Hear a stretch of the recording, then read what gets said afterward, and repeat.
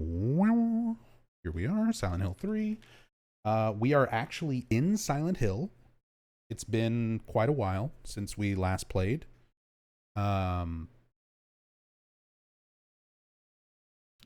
What's cam hack?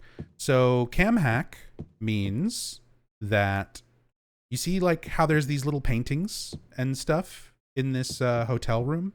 Have you ever wanted to like look at those kind of things in the environment better and like more up close?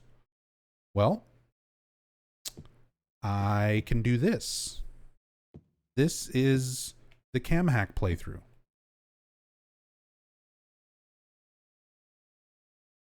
So I can basically do whatever I want with the camera. It is not tied down. It is not locked to Heather. I can position it and move it so that I can look at things in the environment any way that I want to. So we've been very, very, very slowly crawling our way through Silent Hill 3 using this cam hack.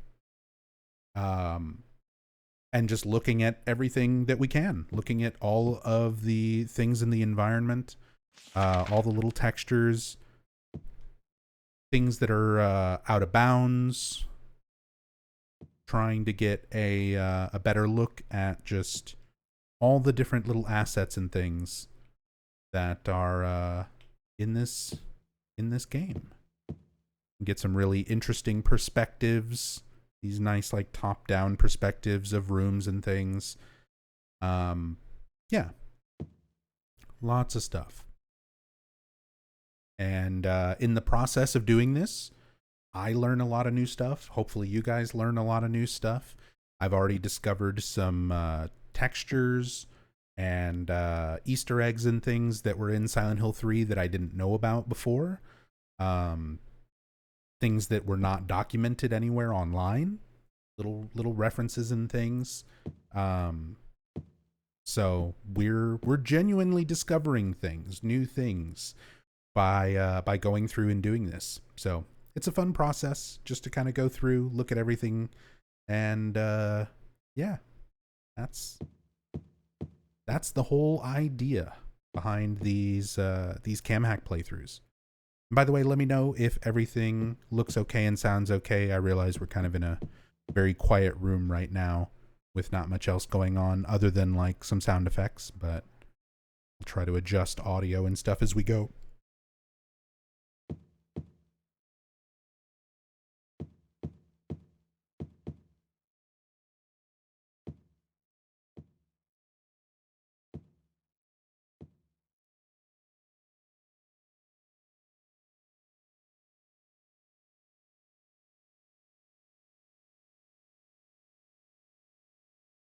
It's the reason Team Silent got fired. That is not accurate.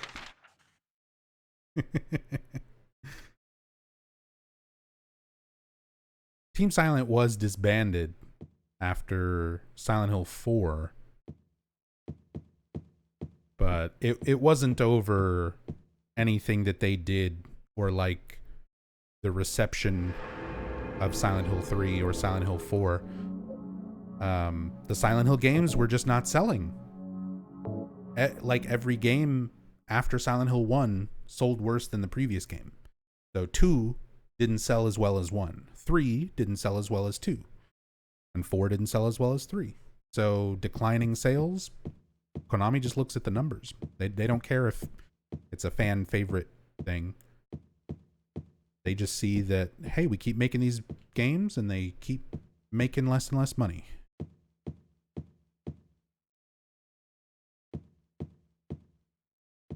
So Konami disbanded them and moved on to other things. Again, it's not that these games are necessarily like poorly received. Silent Hill has just never been a really huge selling franchise for Konami. Despite how dedicated I and a lot of the fan base are, you know, a lot of really diehard Silent Hill fans out there, but compared to something like Metal Gear Solid, Silent Hill sells like not even a tenth. of what like a single entry of Metal Gear Solid does.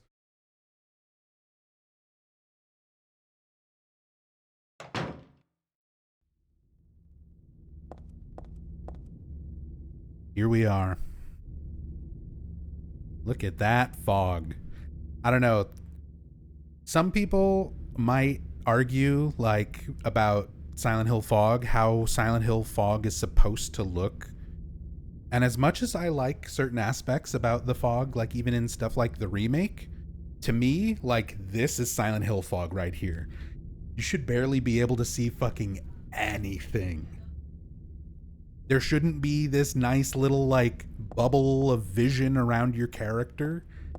You should just be fucking in it, and you can't see shit. Like, this is how Silent Hill fog should look in my mind. This is like perfect Silent Hill fog. As nice as it looks in the remake, you still have that little bubble around your character where they try to give you some vision, and that's a gameplay thing.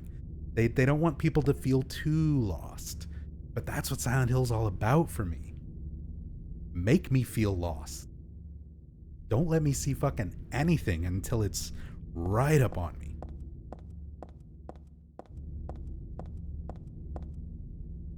Anyway, we're finally here. Silent Hill 3. It takes a while for you to actually get to Silent Hill. In Silent Hill 3, you have the mall and the Hilltop Center and Heather's apartments and everything before Douglas and Heather actually drive to Silent Hill themselves. You can see there's a lot of this town here. This is all reused from Silent Hill 2. All of these town assets were revisiting a little chunk of Silent Hill as it was seen in Silent Hill 2. And they don't give you very much to explore in Silent Hill 3, unfortunately. We don't get a whole lot of the town. We do get some low rates, cable color TV, and kings and queen size beds, though. Yeah, no reverse. Because, yeah, in Silent Hill 2, like, all of this is rendered. There's this whole section of the town you can actually cut through. In Silent Hill 2, this little alleyway right here to get into the Jack's Inn parking lot. Sorry about the map constantly opening. I need to press the triangle button to angle the free cam up, which also opens the map. Up until this point in the playthrough, I've been avoiding picking up maps just so that I can rotate the camera without constantly opening up a map. But there's no way to avoid picking up the Silent Hill town map. It's just automatically put into your inventory when you get here. What model am I using for Heather? This is the God of Thunder unlockable outfit. This one right here.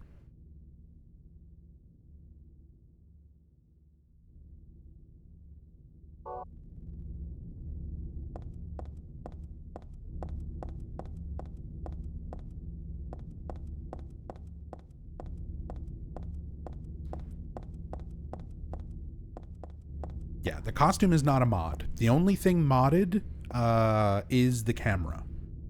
Everything else is default. I also used a cheat just to put everything, all items, into my inventory.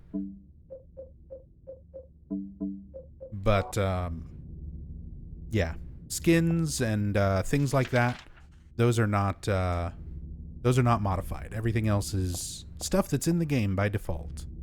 Let's take a look up here, since you can't actually go up these stairs. There's a little row of rooms over here. They do have the correct numbers on them too. 201, 202 for being on the second floor. Little attention to detail for stuff that you can't even go up and see normally.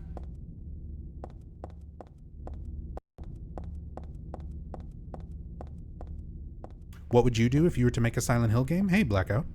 Burakoto. I actually have a game design and pitch and stuff like that written up. I've done a full reading of it on some of my past streams, but I can't remember if that's archived in any of my like story playthroughs. I think it is. But the short version is I would want to do a prequel game that is set when Silent Hill was first settled. So the game would take place from the perspective of one of the Native American, like, tribe members who was living here before the European settlers came.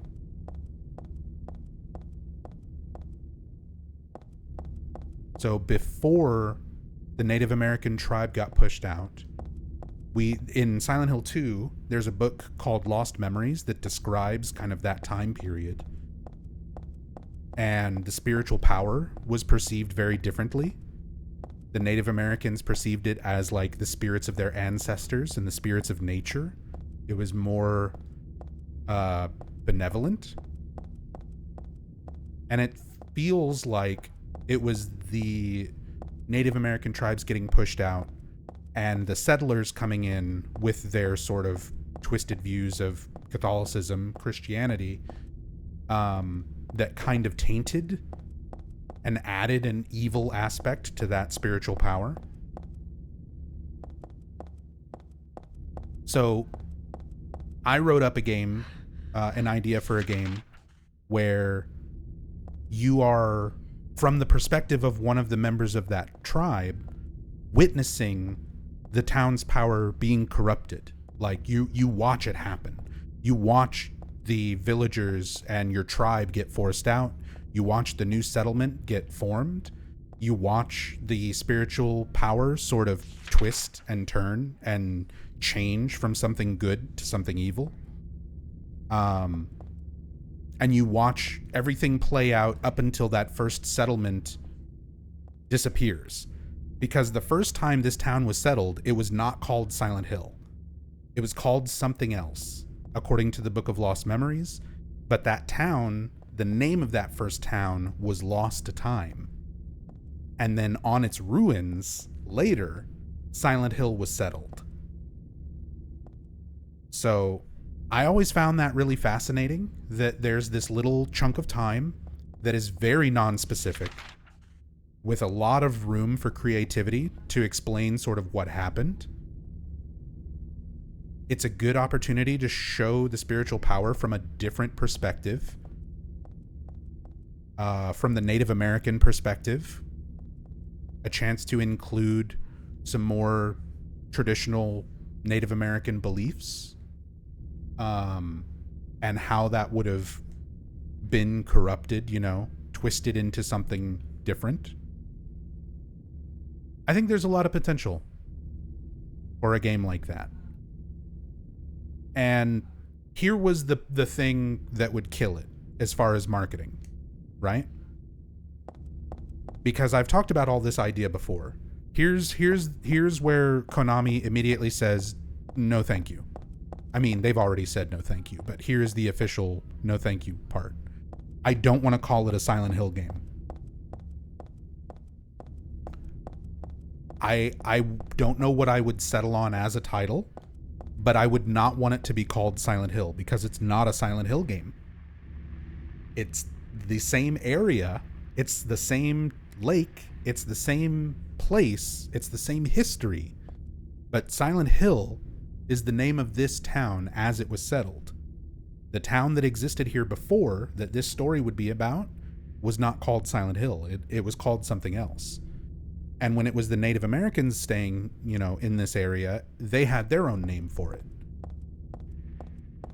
So I would want it to be like an end game twist, that this takes place in the same area as Silent Hill, that this is the future site of Silent Hill.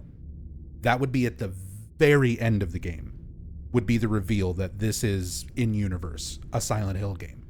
just not called Silent Hill because it's before. That would be my idea. That would be my idea for the game. Again, impossible to market.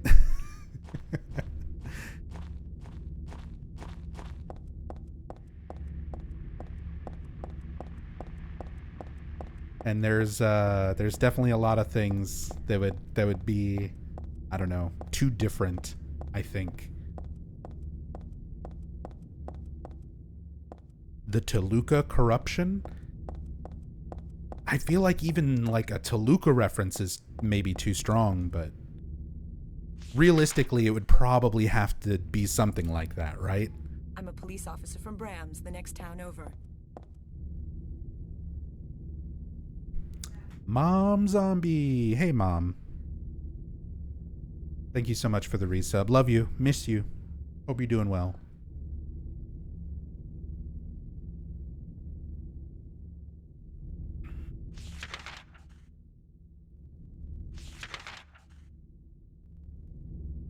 This is our billboard for Andy's Pizza.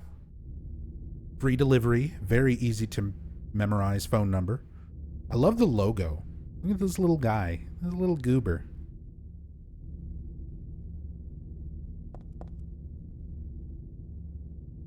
And this is not the pizza that Eddie's eating. Eddie is eating pizza from a place called All Stars. If you look at the textures on the boxes.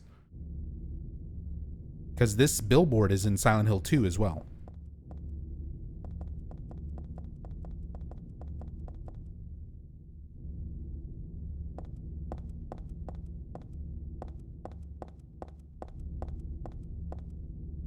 Don't need to go there. That's the wrong place to be. Honestly, I'm probably the only one that wants Silent Hill to just stay dead and have the original games get amazing remasters. Want people to be able to easily experience the games. I agree. If I had to pick one or the other, I would absolutely pick available modern versions of the original Silent Hill games over new games, over remakes, over anything else. I would absolutely take that. The thing is, we live in a world where we don't have to have one or the other. We can actually have both. If Konami was smart about it, they would do both.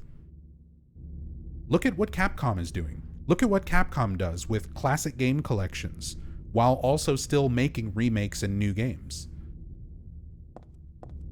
There's nothing stopping Konami from doing that.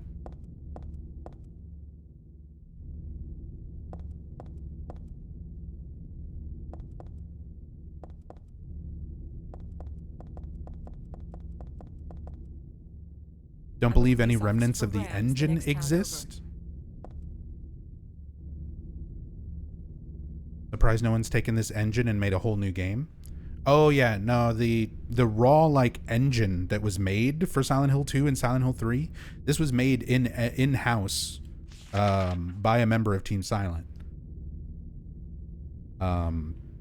So yeah, this engine was not ever like public or deconstructed in any way to be like usable by third parties.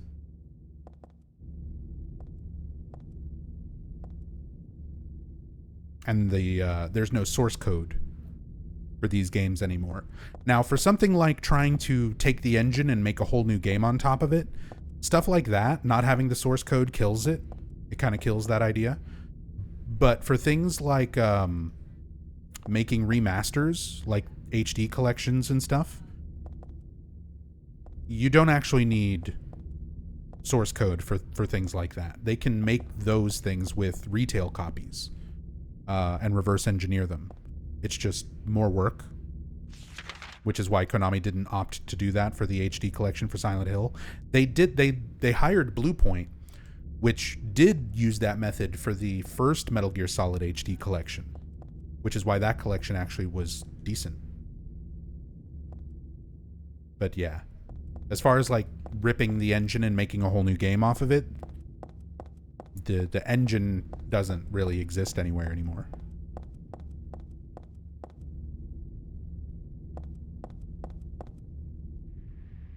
Nora, thank you so much for the 28 months. Thank you, thank you. Hope you're doing well.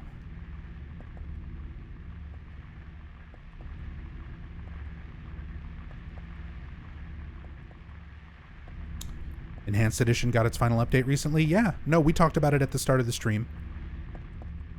I'll be doing it this week, most likely.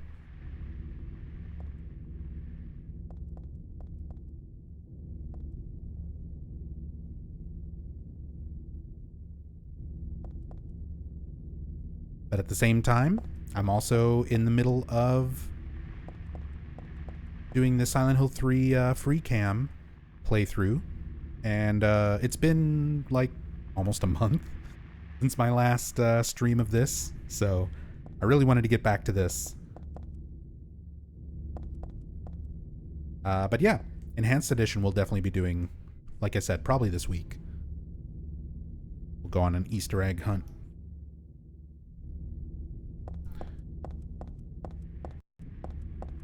Rosewater Park. See, all these areas that are like fully explorable in Silent Hill 2. And they've got them blocked off here just to save on some memory. Let's see how far back they actually render this. How much of the park is here? To the stairs? Yeah, back all the way back to this wall where the stairs would normally go down right here. Towards the little landing where the Jennifer Carroll statue is.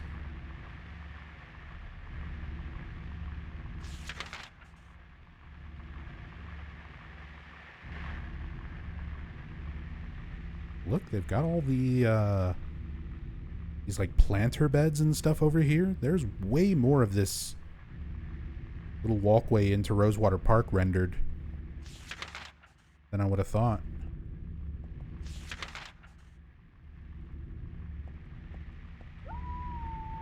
Oh god.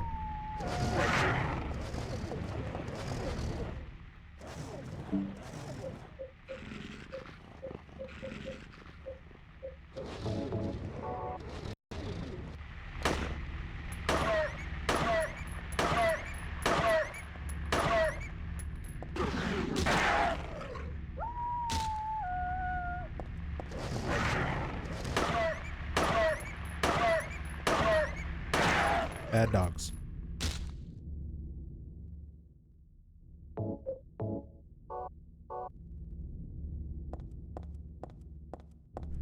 Bad dogs. Trying to look at stuff. Alright. So we looked at the inn. I did look at this little area. This is where in Silent Hill 2 the like dog house for the dog ending key would spawn.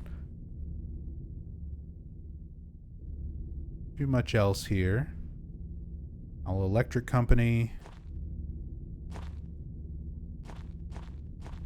An entrance for carrying in. Don't put the thing which relations are not. An entrance for carrying in. Don't put the thing which relations are not. Okay. Don't put the thing. I'm assuming that one says the same.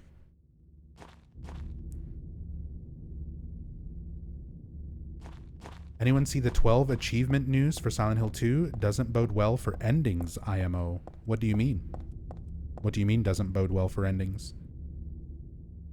Developers have already confirmed that all 6 of the original endings are in the remake.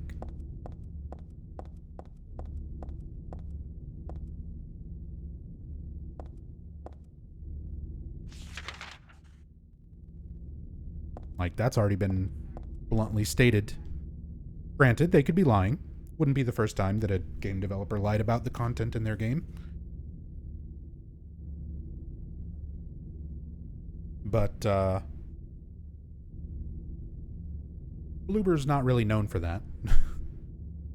I give them a lot of crap for things they don't do well, but they usually don't lie about the content that's in their game. The Dance Company, classic ballet, jazz, dance, and aerobics. Well, let's dance with us.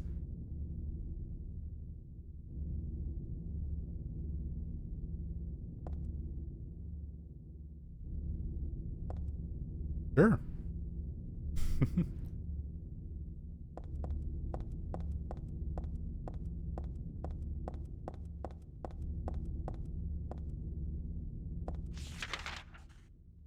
Try and look through.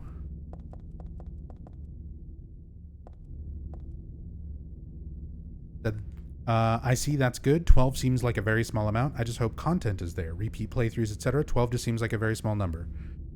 I would not equate achievement numbers to content amount. I think that is a kind of false data comparison. Because there's a lot of games out there that have an absolute fuck ton of content. They just don't care about achievements. So they only put a handful of them into the game. Some games go crazy about it, and they give you an achievement for fucking every 3 steps you take. Personally, I'm not one of those people who gives a flying fuck about achievements or gamer score or anything like that. Like, if you're going to put a challenge in the game, something for me to accomplish, you can just put it in the game.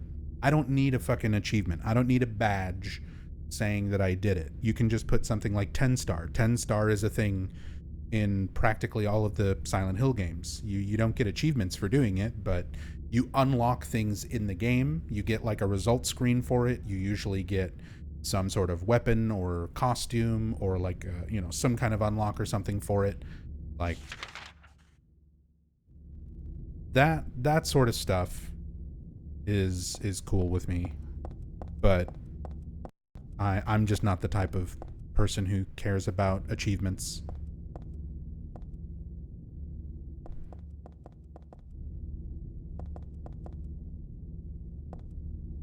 So yeah, I wouldn't worry about a small achievement list being like an allusion to the game being limited in content or anything.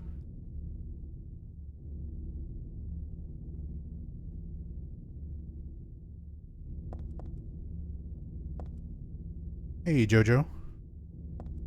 If you ever do a subathon, it should be called a nubathon.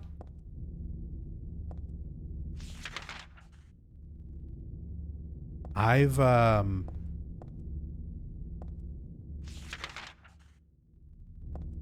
a subathon in the past. I don't think I called it a nubathon. Someone can check the VOD. But like, pretty much the only time I've done a subathon before was the start of Book of Memories. When I started all 500 zones of Book of Memories, the first like 30 zones was all part of a like 23 or 24 hour subathon stream. So that was, 6 years ago? Something like that.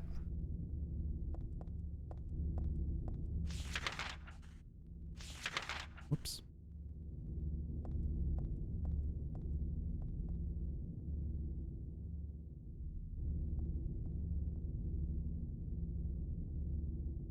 If you remove it from its Silent Hill context, is it a fun game at least? No. Book of Memories is not just a bad Silent Hill game. It is a bad game. It is not a good dungeon crawler. There are better dungeon crawlers. There's better things on the Vita. Like, for everything that Book of Memories is trying to be. If you want to play a better RPG, there's better RPGs on the Vita. If you want to play a better dungeon crawler, there's better dungeon crawlers on the Vita. If you want to play a Silent Hill game, you can play Silent Hill 1 on the Vita and have a much better Silent Hill experience as opposed to playing Book of Memories.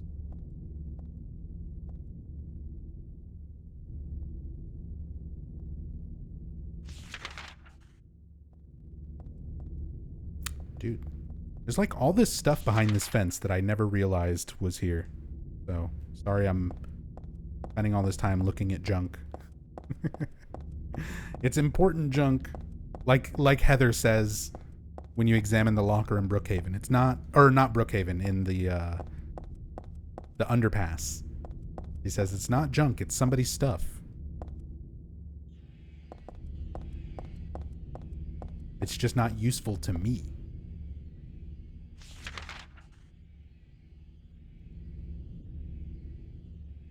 Texon Auto Service.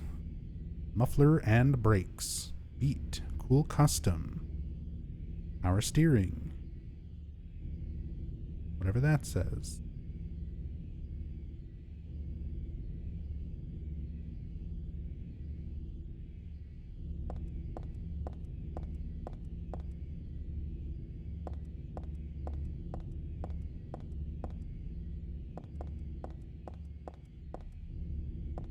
Cool customs.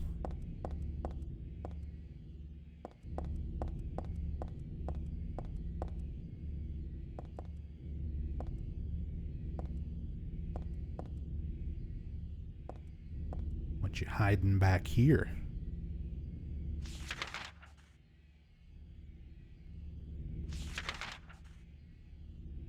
God, having a map makes this just that much more annoying.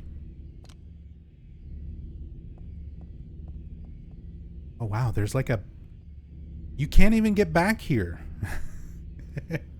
And there's like an area with a back door, a back garage door and everything.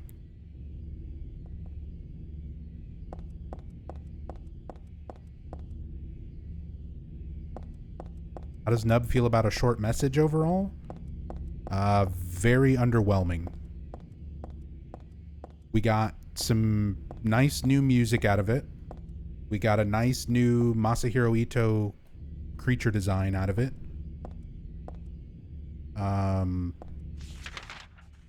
That's about it. That's about all I really cared about. The story wasn't very good. The characters weren't very good. I didn't really care for the art style for the most part. The environments looked okay. I liked going through the environments, looking at all the graffiti on the walls and stuff like that, but the gameplay wasn't that good. Like, there weren't any really involved puzzles or anything.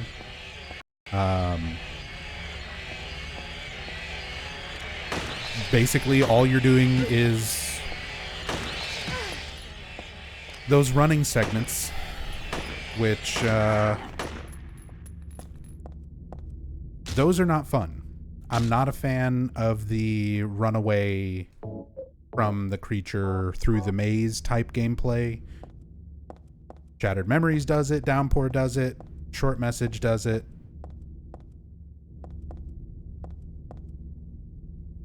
This one, Techie. Foods, drinks, cigarette, books, newspaper, and more.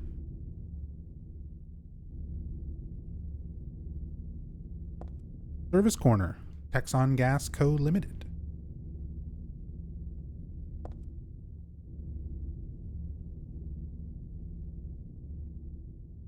What more could you need? Foods, cigarettes,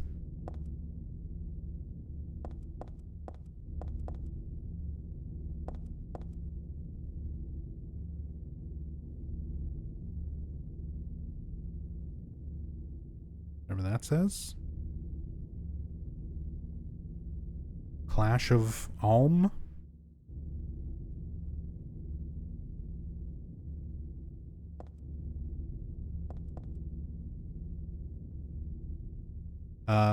But yeah, short message, cool Ito monster, some nice music. Everything else is just bad. Steel Pipe. Steel Pipe is Silent Hill 2. Steel Pipe is normally in the car right here in Silent Hill 2. Apparently that car left along with the steel pipe, before Silent Hill 3 happened.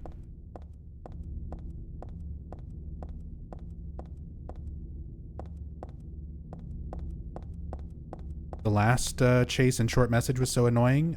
It was definitely the worst of them. All of them were pretty annoying.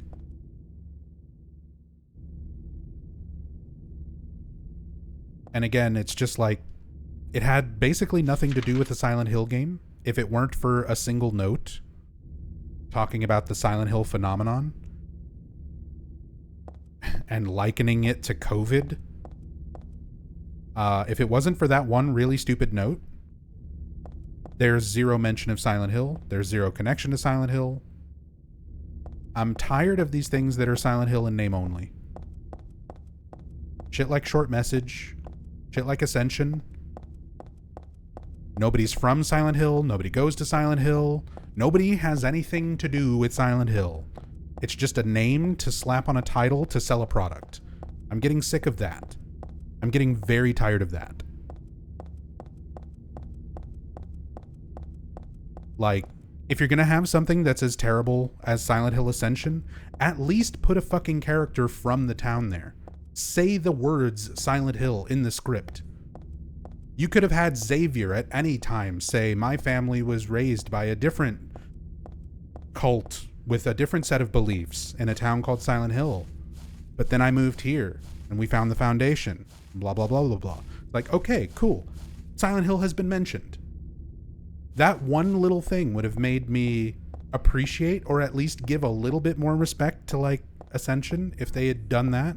But no, there wasn't even an attempt to tie it in. Short Message, they did the bare minimum. They stuck in one note, exactly one note, that says Silent Hill one time. So yeah, that's the stuff I'm tired of. If you're gonna make a horror game, make a horror game. If you want to make the Short Message and just call it the Short Message, don't call it Silent Hill. Make it its own thing. But if you're going to call something Silent Hill, make it relevant to Silent Hill.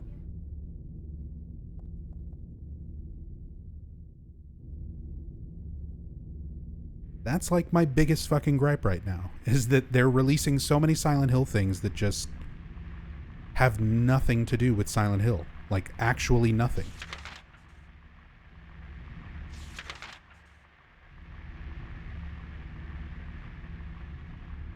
I'm going to Silent Hill Tavern. Look, it says Neely Street, too. Got the address. 372 589 something something something something. What area code is that? 372?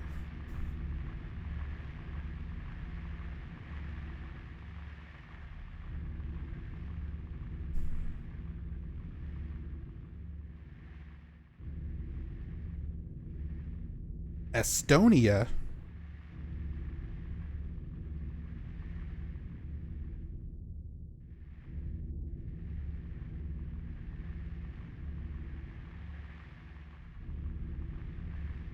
Okay.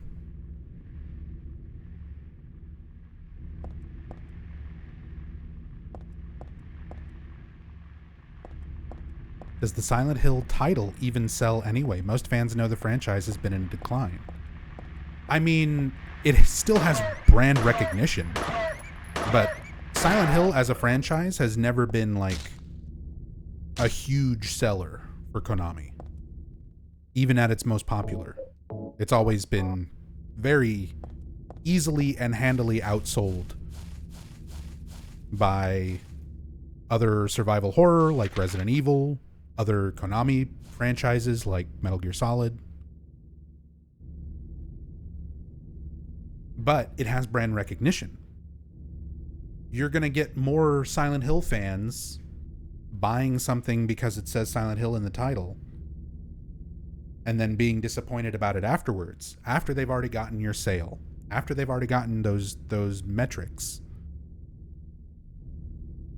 as opposed to being more honest about a product and selling it. Let's say Short Message was just called Short Message, and not, that's a weird example because it's a free thing, but fewer people would have been interested in it. Fewer people would have downloaded it if it was just called The Short Message, as opposed to it being called Silent Hill, The Short Message.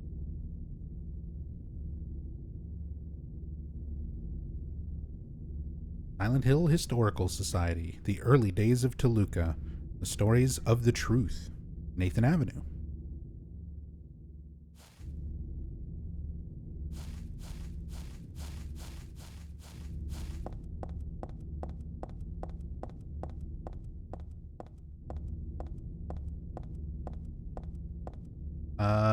Let me catch up on chat a little bit.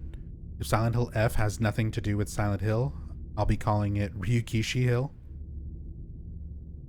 That's fair. If Silent Hill F has nothing to do with Silent Hill or is otherwise garbage, I'll officially lose hope for the future of the Silent Hill franchise. Ascension was honestly traumatic to the series. Yeah, Ascension was pretty bad. Ascension had the opportunity to be like the first thing, right? Out of all these new Silent Hill things being announced, Ascension was like the first one, which is a big deal. Like, here's the first thing from this big revivification of the series. This is what's supposed to bring back all the hardcore fans. This is what's supposed to bring in all the new fans and get them excited about all these new Silent Hill things.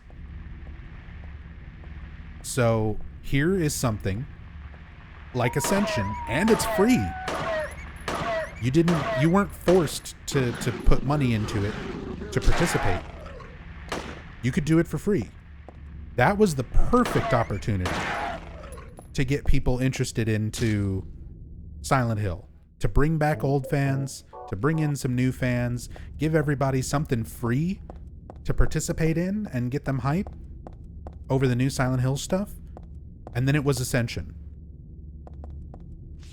It was one of the most laughably horrible fucking things that even people who don't know anything about Silent Hill were just fucking ragging on it because it was just so clearly garbage. Like, what a waste. What a complete fucking waste.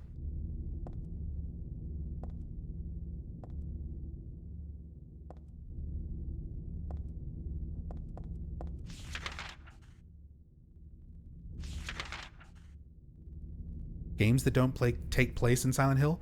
I'm not even saying, like, go back to my argument here that I've been making. I'm not arguing about games called Silent Hill need to take place in Silent Hill. I'm saying they just need to relate to Silent Hill. You can have a good Silent Hill game that does not take place in Silent Hill. Silent Hill 4, you never go to Silent Hill. You go to Walter's memory worlds that are vague recreations of some areas of Silent Hill, but you never actually go to Silent Hill in Silent Hill 4, and that is one of my favorite Silent Hill games. You don't need to have Silent Hill as a location. Silent Hill needs to be relevant. Silent Hill is relevant in Silent Hill 4 because Walter Sullivan exists, who was raised as an orphan in Silent Hill by the cult that exists in Silent Hill to do rituals that he learned while in Silent Hill. Silent Hill plays a huge role in Silent Hill 4 without ever having to go to the town. The setting doesn't need to be Silent Hill. The game needs to relate to Silent Hill. That's my problem. You can have your game set wherever the fuck you want. Give me a reason to believe that it has anything to do with the franchise, with the series, with something established. There's none of that in Ascension. There's none of that in Short Message.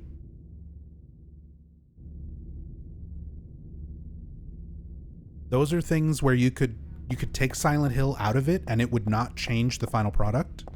You can't remove Silent Hill from Silent Hill 4 and have the same product. You know?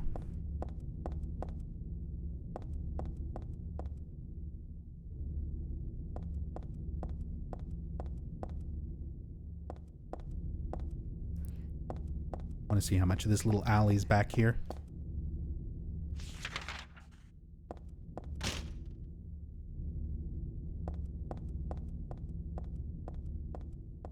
Oh, there it is. The back door to Heaven's Night. And the little narrow alleyway that Laura squeezed through somehow.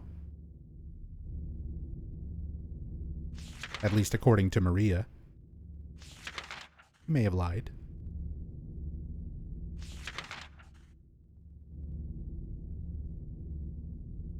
Look how long this is, too.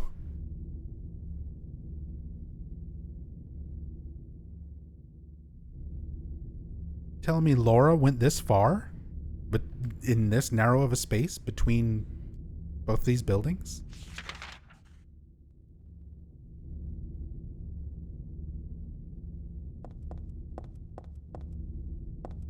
Damn.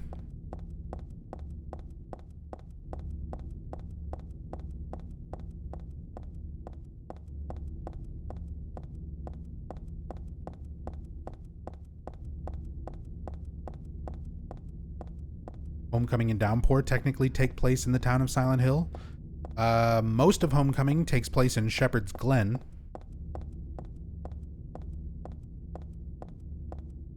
Which is on the opposite side of Toluca Lake. Not Silent Hill. But close in proximity. But you go to Silent Hill in parts of Homecoming.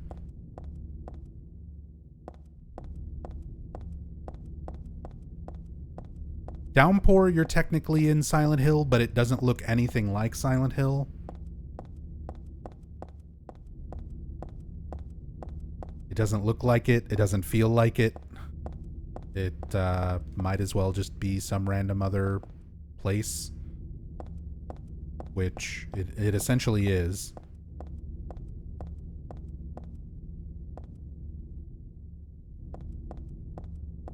You'd say most of Homecoming is in Shepherd's Glen. Maybe I just took too long in the Silent Hill part. Felt like I was in Silent Hill much longer than Shepherd's Glen. I mean, yeah. Shepherd's Glen, you've got where you enter the town hall, the actual Shepherd house, which is basically your whole first dungeon. Your first area is like the Shepherd house, the Shepherd's Glen Cemetery. The first time you go to Silent Hill is when you examine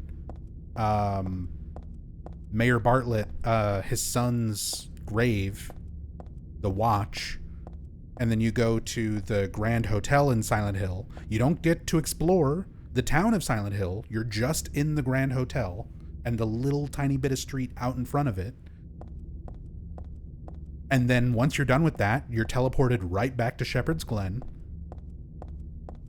You don't go to Silent Hill again until after the boat segment, where Alex and Wheeler get jumped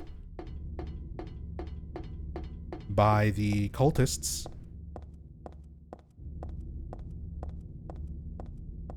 And then the last little part of the lair takes place in Silent Hill.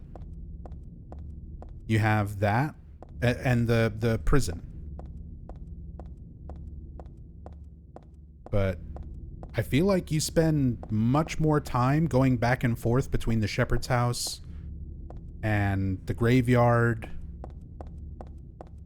Like, you spend, in my mind, way more time in Shepherd's Glen, whereas you're in Silent Hill in like little short segments, and you're not really exploring the town. You don't ever really get to look at much of the town. You get like the street outside of the prison and the little cross street.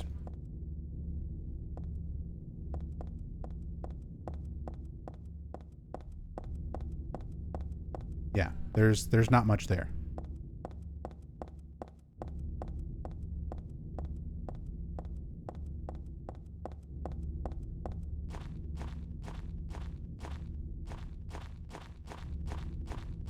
I'm a police officer from Brams, the next town over. Hey, Pythonicus. Thank you so much for the 36 months. Hot damn, 3 years. That's almost a year. Almost. Thank you so much, Pythonicus. Thank you, thank you. Very much appreciated, man. Hope you're doing well today. Home pour is the real method to enjoying Homecoming.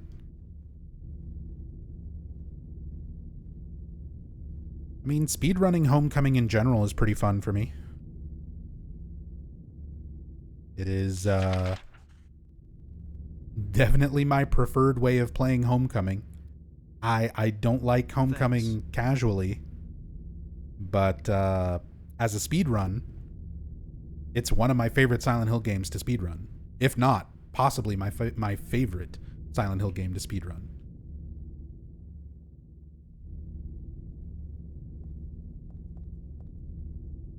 Yo, this time. Already subbed earlier and upgraded to the tier 3.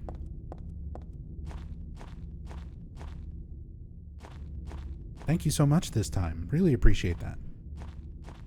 Thank you, thank you. An actual hill in Silent Hill? Yeah, here it is. This is the hill. This is the Silent Hill.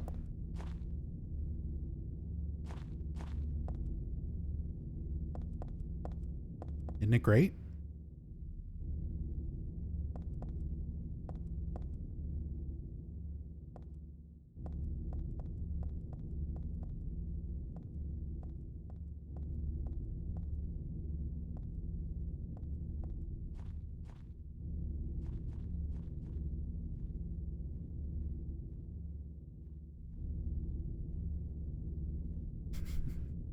Something about these outside areas, these like out of bounds areas, where they are somewhat plain, like just the trees sticking out and these ground textures,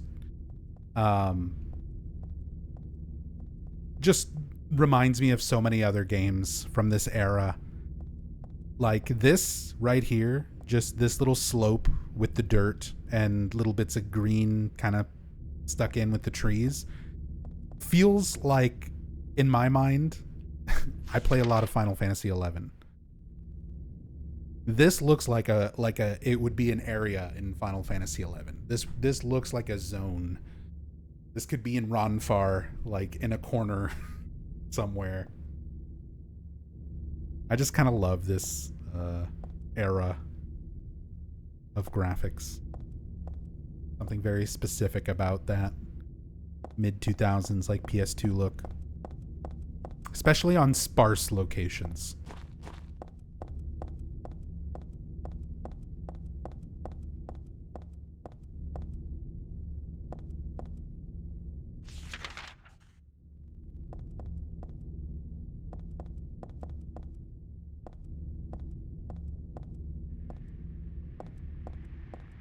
So here's Brook Haven. You can see compared to Silent Hill 2, this originally said Brook Haven in the Silent Hill 2 texture. And for Silent Hill 3, they updated it.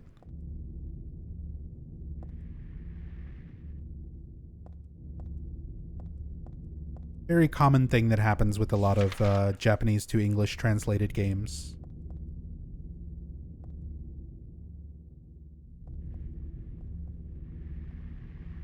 We can get a nice look at the outside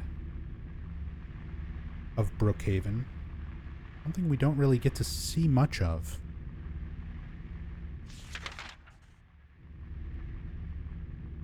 Not a single window on this entire side of the building.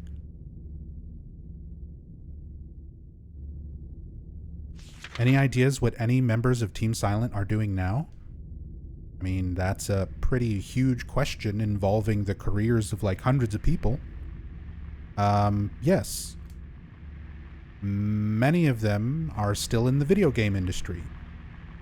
I would suggest going to the credits screen of Silent Hill, picking a name, typing it into Google, and seeing what they're doing now.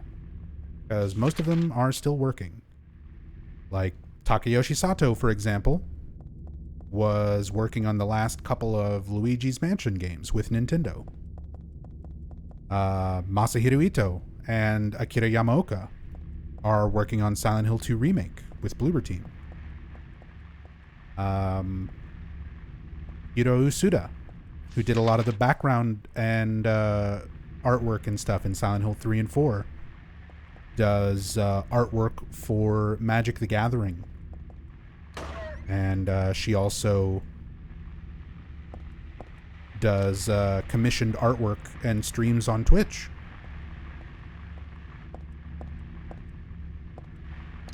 So, you know, a lot of them are still around.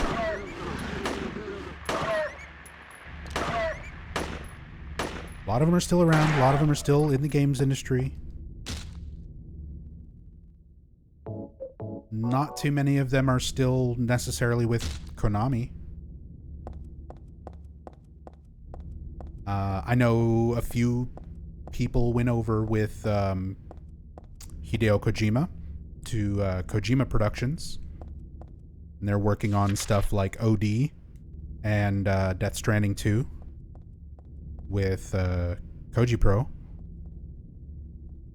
So you've got a few former Team Silent people over there.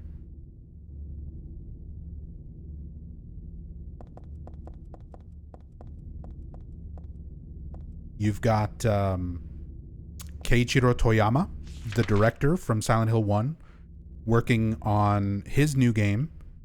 He has his own studio, Bokeh Studios, and he's making a game right now called Slitterhead, which looks absolutely fucking crazy, and I can't wait to try it out.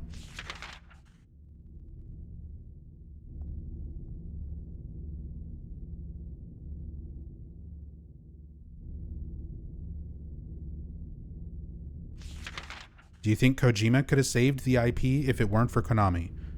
No. Kojima didn't have anything to do with Silent Hill until PT. He was completely unrelated to the franchise. And he was not interested in making something that would adhere to, like, established franchise lore.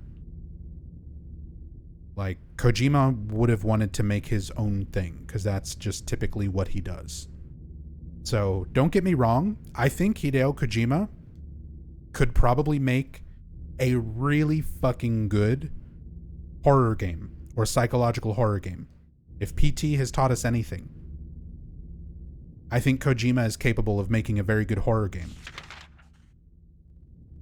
But making a good horror game and making a good Silent Hill game are two different things. And I don't think Kojima would necessarily be a good fit for Silent Hill. I think he's a great fit for horror, and I loved PT for what it was, but PT does not feel like Silent Hill. It feels like a good, weird, scary game. It does not feel like Silent Hill. So no, I don't think Kojima alone could have, like, saved this franchise or anything. I don't think anything necessarily could save Silent Hill as a franchise. Like, Silent Hill, at its most successful, and let me try to break this down in a way that just doesn't sound, I don't know, as pretentious as fuck, but there's probably not a good way to do it. Silent Hill is not a good series for dumb people. We'll just say it very fucking bluntly and be as pretentious as possible about it. It does not sell well because a lot of people don't get it. And it's a hard it's a hard series of games to really get into and enjoy if you're not willing to intellectually engage with it a little bit, at least a little bit. And that makes it a hard sell. It's never going to do better than something like Resident Evil, where you can shut your brain off and shoot the zombies and the characters will say silly movie lines and everyone has a good time. Silent Hill kind of needs a little bit more than that from its player. It needs patience for long segments of, like, taking in atmosphere, taking in ambience. People don't have patience for that. Not many people have patience. That is not your general video game audience. That's a pretty niche part of your audience that's going to want to go through that. There are lots of these aspects of the story and the characters and the details that are missed if you don't read notes, if you don't examine things in the environment and read the text on the screen that the characters are saying about the things that they're looking at. Do you know how many people I've watched play this series over the years? I've watched so many blind playthroughs and stuff on Twitch, and it is so refreshing when you finally see somebody play these games and like read. Just read. I would say 1 in maybe every 6 blind playthroughs that I watch actually read notes, actually looked at something to try to infer meaning from it rather than just click through it, click past it. Where's the next place we're going? What's the next thing we've got? I got a key, go straight to that room. Don't examine the key, don't read the inscription on it, don't, read the description of it in the inventory, just go to the thing. Kill the monster. Do the thing. And that lack of patience, that lack of willing to sort of like intellectually engage with Silent Hill games, I think makes them less popular overall. Because that is just not a common thing. There's definitely an audience for it. There's always going to be an audience for it. But that audience is never going to be like the majority. So these games, I think, are just they're niche. They're niche because of that. They're not going to really ever get like the huge audience that something like Resident Evil has.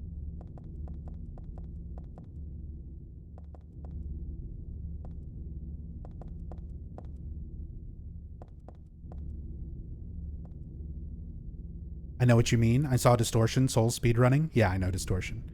During a Silent Hill 2 playthrough and during Mary's letter at the end, people were bitching that it was boring and it takes forever. Yeah, oh yeah, I've seen that many times. I've seen that exact same sentiment many times. I've seen that same sentiment in my streams, where new viewers who like have never been in my stream before show up and it's like the middle of a cutscene or something like that, like a letter reading, where it kind of goes on for a long time.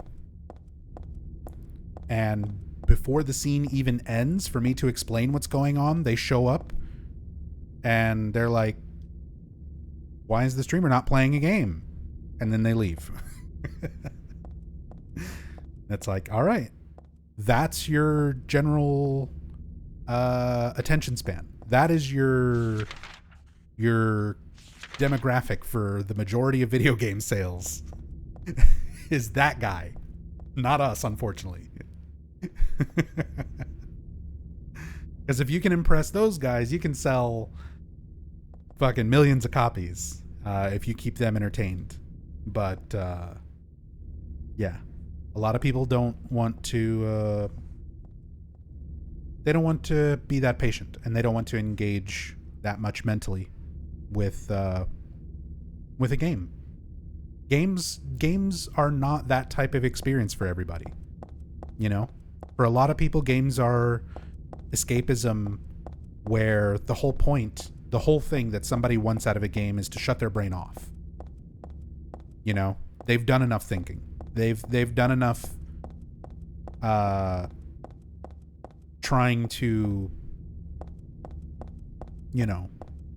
think about things in their daily life, that when it comes to games as entertainment, that's just not what they're looking for.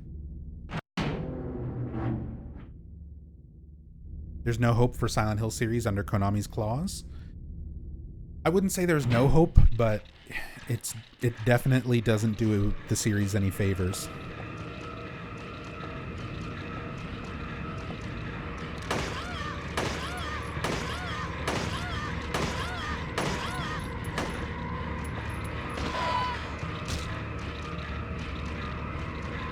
Nurskiz.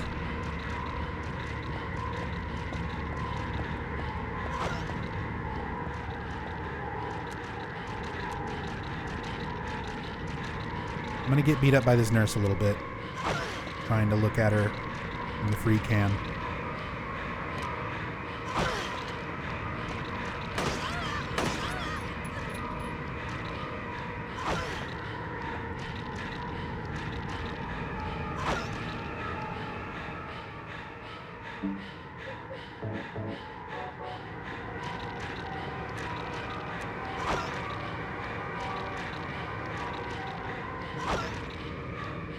Dude, I love how the nurses look in Silent Hill 3. Like, they kind of are similar to the Bubblehead nurses in 2, but you can see they're very, like... I don't know, they're very puppet-like. They're very similar to... They remind me a lot of the Silent Hill 1 nurses. In their hunched-over movement.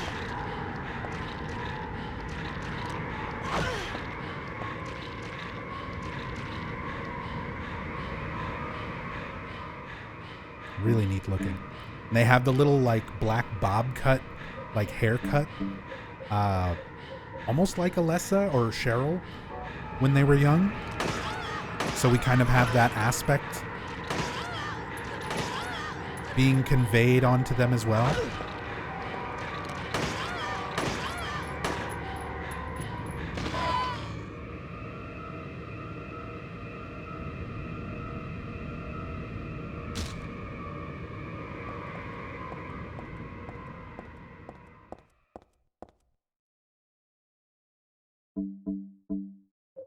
And I'll actually have to fight these with a couple of different weapons because they do have unique animations depending on what you fight them with.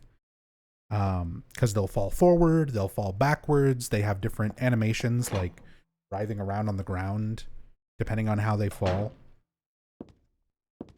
Brook Haven map. I do not want to pick that up so that I can keep the camera easier to manipulate.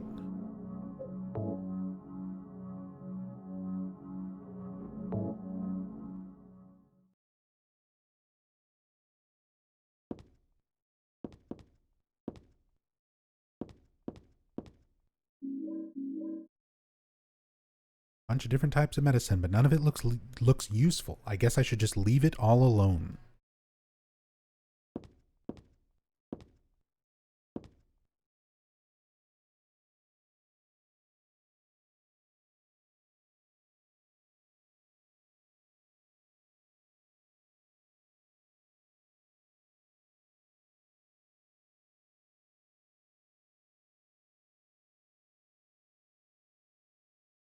Can't quite make out a lot of the text.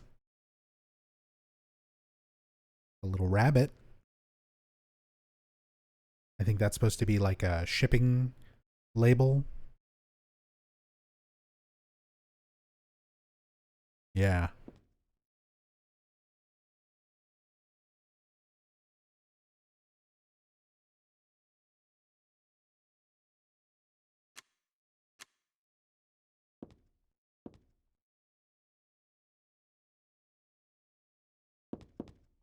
Heather with a mace looks highly intimidating. You definitely don't want to be on the receiving end of this.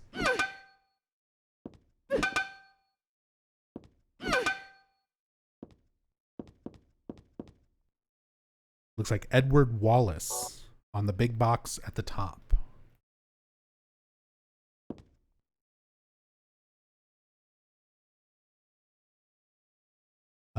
Oh yeah, like right here. Edward Wallace, maybe Mallard? M-A... This definitely looks like an M rather than a W. That is probably Edward, though. This looks like M-A-L-L something. A-R-D. It looks like it kind of ends with like a D or something. It'd be really hard to tell with these low-res fonts. Good catch, though. This looks like it says Cologne. I can't, like, this is too smudged, But this looks like Logene.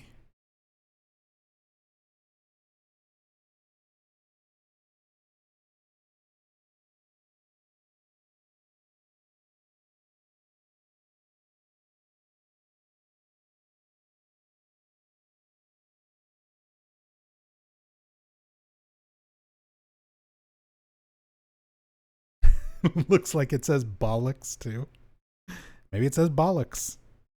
It's a big old box of bollocks. What else we got? Little pills.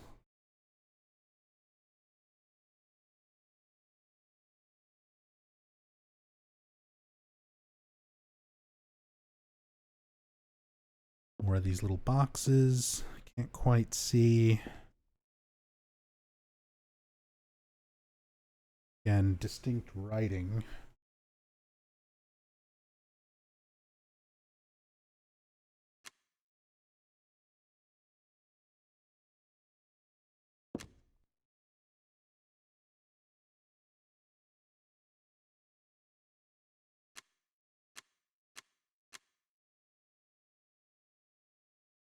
Weird texture there. I think it's just supposed to be a book. Yeah, one of these open books lying on the ground.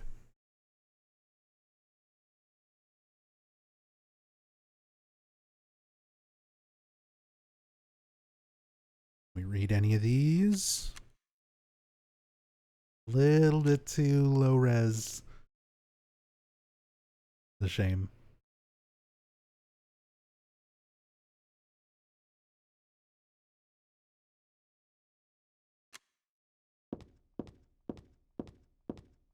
Here's one of my favorite posters.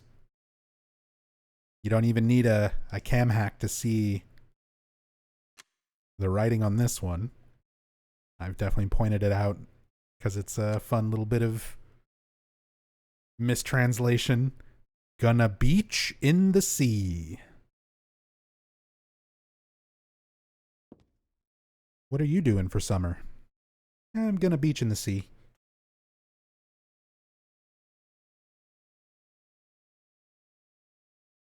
And then whatever this says looks like Julian. Something, something. Julian, comma, dad. Something, something, something. And something.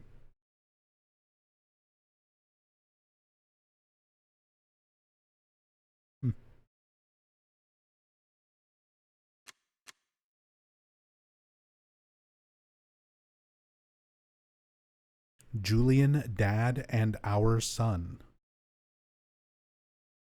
Julian, dad, and our son? Yeah, I can kind of see that.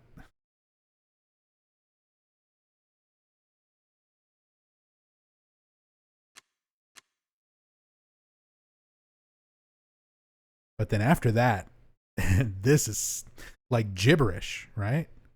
This looks like GLC HHYBOUU. This is like some Cthulhu Fatagan.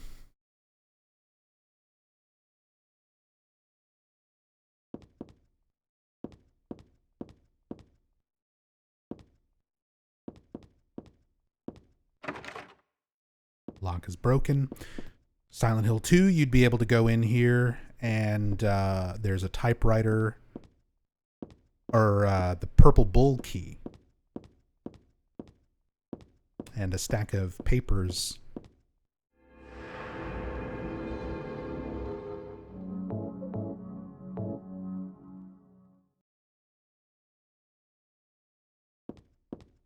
With that sentence starting it off, it almost seems like it'd be a gravestone epitaph. So I wouldn't rule that out, just because so many of these textures and things that we've found so far look like they're just taken from like reference photos. The team seemed to just take a lot of photos and scans of like whatever they could. Books, CDs, magazines, but then also we know, like I know for a fact they went out and took reference photos. So they could have photographs of like gravestones and stuff up close for the texture and for color palette ideas, and maybe it had some writing and stuff on it that they grabbed and used for random other things. Kind of seems like that's what they did. They just like utilized whatever they could in order to keep environments detailed, keep texture and prop reuse to a minimum.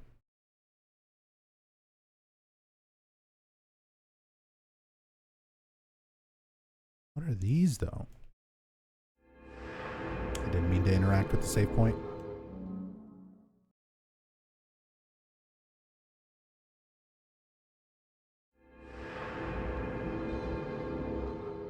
The only downside, I wish you could disable the controls while you manipulate the camera.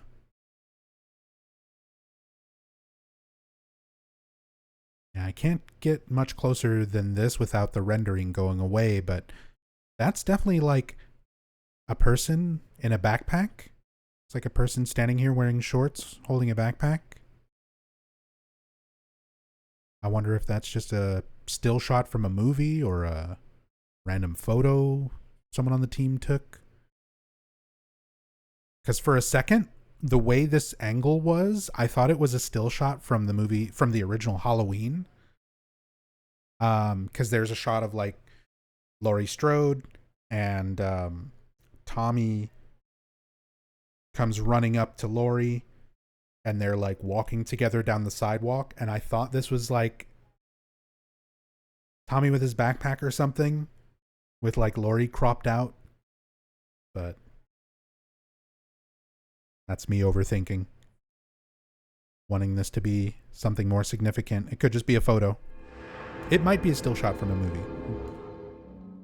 It looks very like cinematic in its shading and its angle. There's another one down here. Like a woman in a red dress or a red coat. Long dark hair right here. Silhouette of another person back here. Some kind of posters on the wall next to whatever they're walking in front of. Again, looks like a movie poster or something. Or a still shot from a film. And you go completely out of bounds, like outside the building you are in.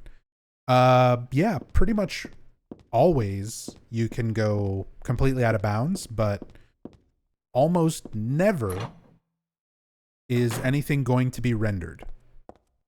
Because once you enter into an area, basically think of the game world split up into separate maps, right? So when you're inside Brook Haven, that's its own map. When you're outside Brook Haven, that's a whole separate map. And the game never needs to load more than one map at a time. The map that you're in. So once you're in Brook Haven, you can clip outside. But there's not going to be anything rendered here. This is all just a separate location outside of Brook Haven that's not being rendered.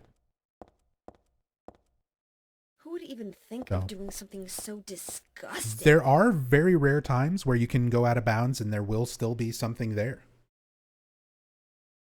But yeah, to save memory. They usually don't render outside areas once you're in like a new map location. Punchy, thank you so much for the raid. Very much appreciate that. Thank you, man. Hope you've been doing well. Hope you had a good stream. What were you up to, man? Welcome, everybody, coming over with Punchy. I'm Nub Zombie. I'm a big Silent Hill nerd. We're currently in the midst of a Silent Hill 3 free cam playthrough. So I'm very, very slowly making my way through Silent Hill 3 with a completely free camera mod.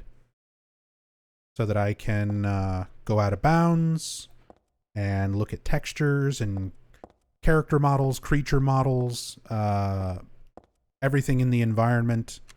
Super close. We're just looking very, very closely at all the details and things throughout Silent Hill 3. I've already discovered things in this game that are not like documented anywhere else online. Little references and Easter eggs and things, thanks to this cam hack playthrough. So it's been very fun, very interesting. Is this emulator or PC mod? This is PC SX2 emulator. So this is the PS2 version being emulated. And the only thing that I have is, like, as far as mods go, is the camera mod. And a widescreen mod for the widescreen format. But yeah, other than having the free camera to go around and look at stuff, this is basically the vanilla PS2 Silent Hill 3. Speedrunning Silent Hill 2 Enhanced Edition. I still need to download the update. I figured I would give it a while and let the servers kind of go back to regular traffic before I downloaded it, but how are you liking the new speedrun mode? And just the new update and stuff in general.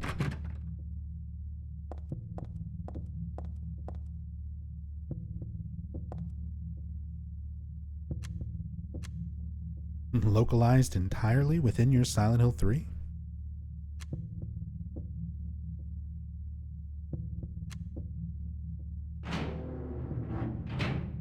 Silent Hill 3 Freaky Cam.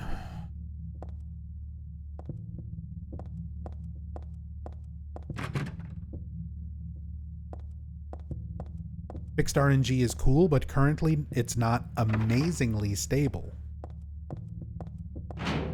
Ooh. Okay. So might be better to be waiting on my enhanced edition playthrough, because I'm sure Ratio is gonna try and quick fix any problems that there are.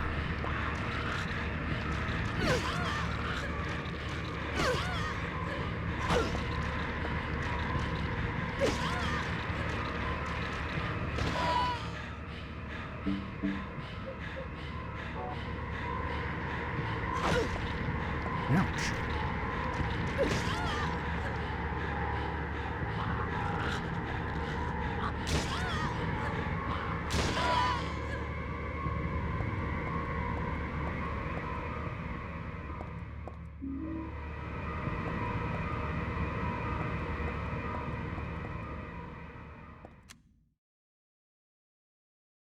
The lighting. I love that we've got the spiky mall shadow from across the room. Oh, a little closer look at the nurses. You can see they've got the like red square over their mouth. Silent Hill 2 red squares making a comeback for Silent Hill 3. Which this was also an aspect of the bubblehead nurses in Silent Hill 2. They had little square red textures over their mouths. Just as a design point that Ito likes.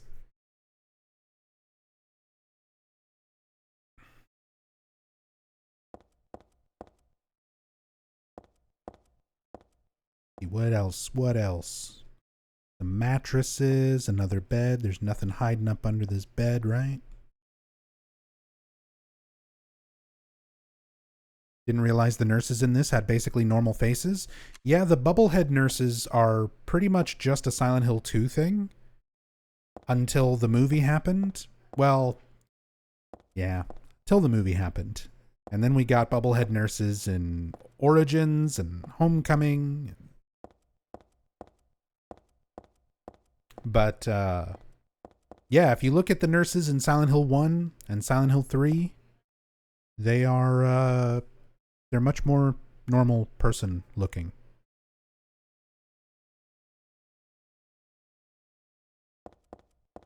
The level of detail in the eye makeup on the nurses is unexpected. Yeah. Again, little details. The way these nurses animate, you hardly ever even see their faces up close. Like, they're typically hunched over with their faces straight down.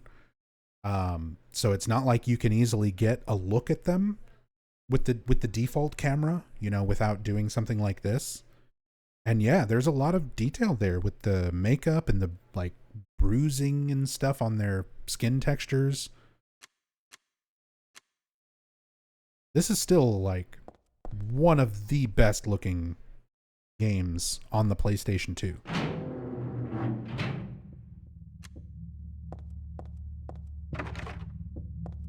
I'm sure it's unfair to blame it on the movies, but I feel the first movie was the cause for a lot of lore problems with the following games.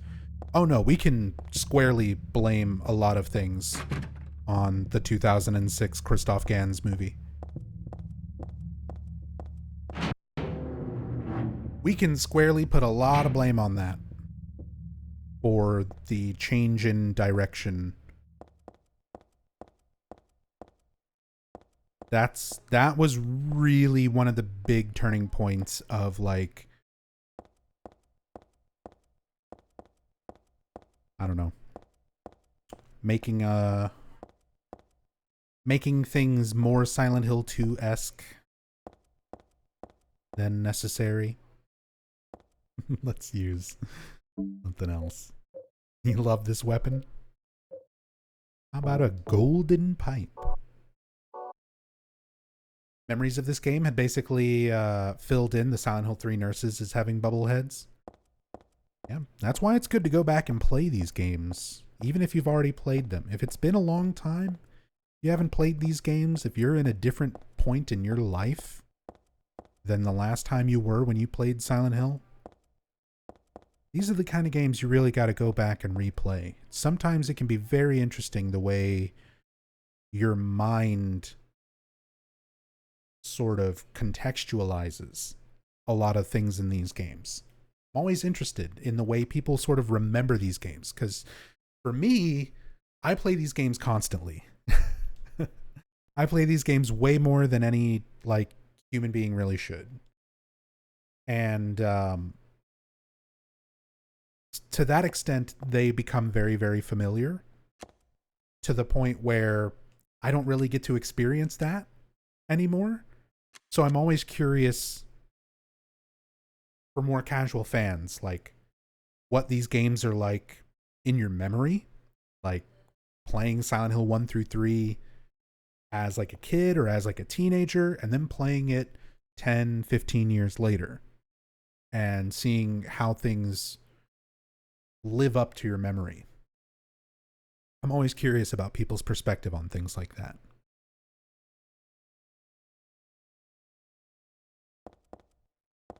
Forgot the movie came out before the arcade.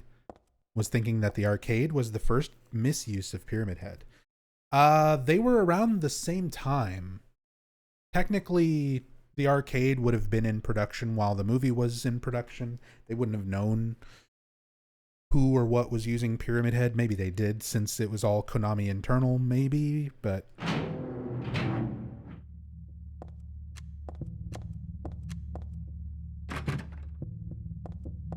think about how many people played the arcade game versus how many people saw the movie. And let me know which you think was the more problematic use of Pyramid Head. Despite which one happened first, which one do you think people saw more? Spoilers, it's the movie. Because most people, even if you haven't seen the movie, most people are at least somewhat aware of a Silent Hill movie existing, whereas there is at least 10 people in this chat right now who are hearing this conversation and going, there was a Silent Hill arcade game? I guarantee you they knew the movie existed. But there's at least 10 people in chat right now who just found out there was an arcade game. The movie is definitely going to do a lot more in terms of like how people think of the series, how people remember what they think of when they think Silent Hill. They're going to think stuff from the movie before they think like arcade game.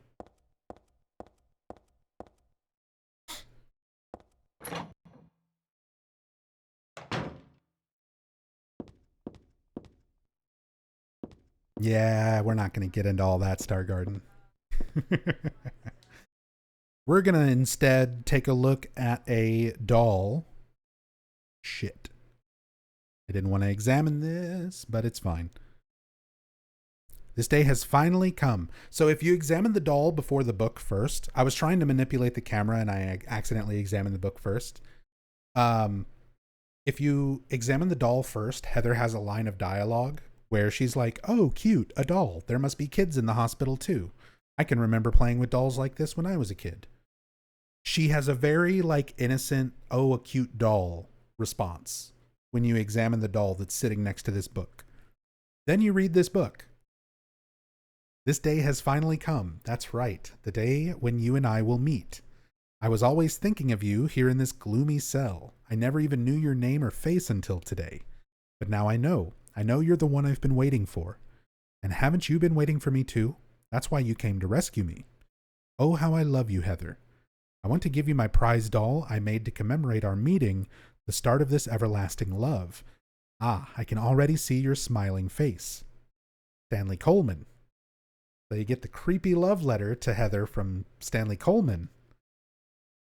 And then when you examine the doll, her opinion about it being a cute doll, oh, there must be kids here too. Complete 180. Disgusting. I won't touch that with a 10-foot pole. That becomes the response to the doll after you read one of Stanley's notes. I love that detail.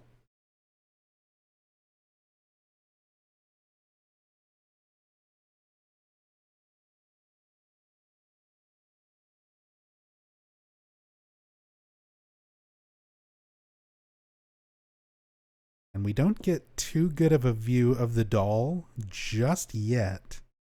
You can kind of see from the side profile. But this doll is actually a little bit of a Silent Hill Easter egg. Silent Hill 1 Easter egg. Looks like Lisa? It's not Lisa. It does look a little like Lisa. At this point. But that's actually Harry Mason's face texture on the doll. His PS1 face texture. We get a better view of the doll with one of the later notes. But yeah, it's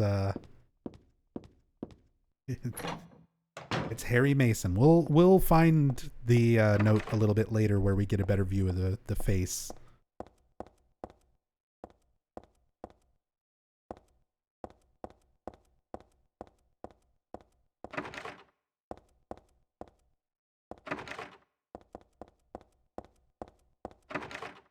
Let me just make sure we don't have anything else here. We've got this little room, actually.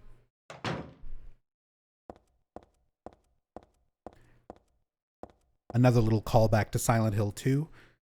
When you enter this room in Brook Haven in Silent Hill 2, you can examine this little mini fridge, and it says, there's a note on it that says, drugs only, storage for drugs and medicine only. And if you examine it in Silent Hill 3, there's a memo posted on the refrigerator. Food only, do not store drugs. Same note from Silent Hill 2. But then I wonder if it's okay to store health drinks in here. And you get a health drink out of it. That was not there in Silent Hill 2.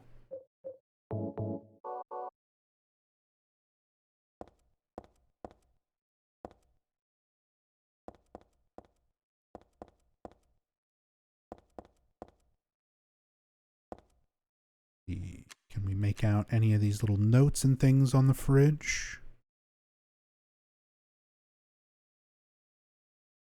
Not Not exactly.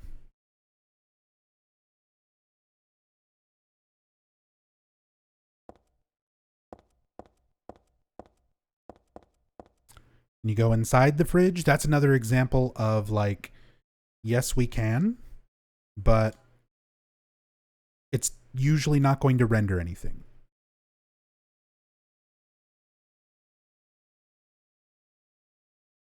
So again, the way that memory works and rendering like a texture, especially for the PS2 era, works. If the player is only ever going to see an object from one side, like you're only going to see this fridge from the outside, then almost never are they going to have a texture for the inside. So if you try to view it from a side where there is no texture rendered, you just see right through it. There's just nothing there.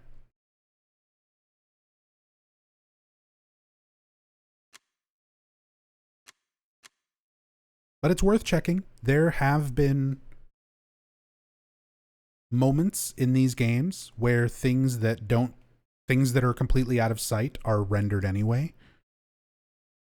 So it's always worth checking. Cone flakes? CONEFLAKE? Cone flakes? Cornflakes? Cornflakes?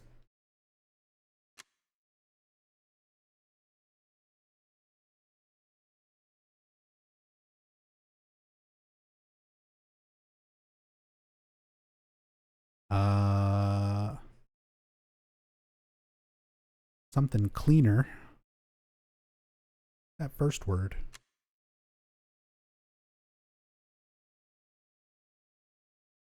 Looks like IISOW?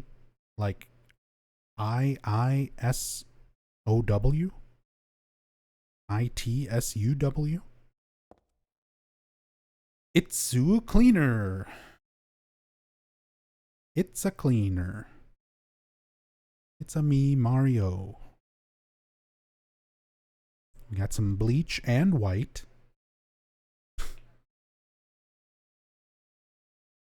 Cool. Nothing in the cabinet.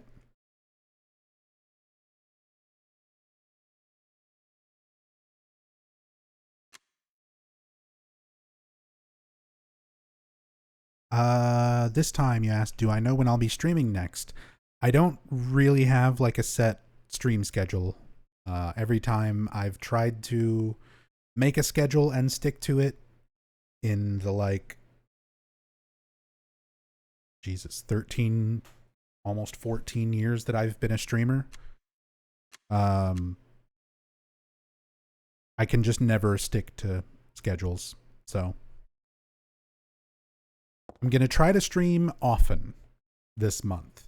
If you are curious, whenever I'm going live, you can always join the Discord. I can get you a link real quick for anybody who wants to join.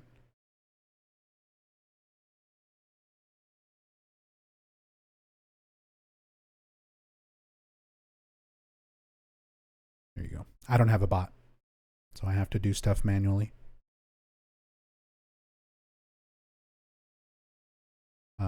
But I always let everyone know on the Discord when I'm going live. That's probably the best way to know when the stream is happening.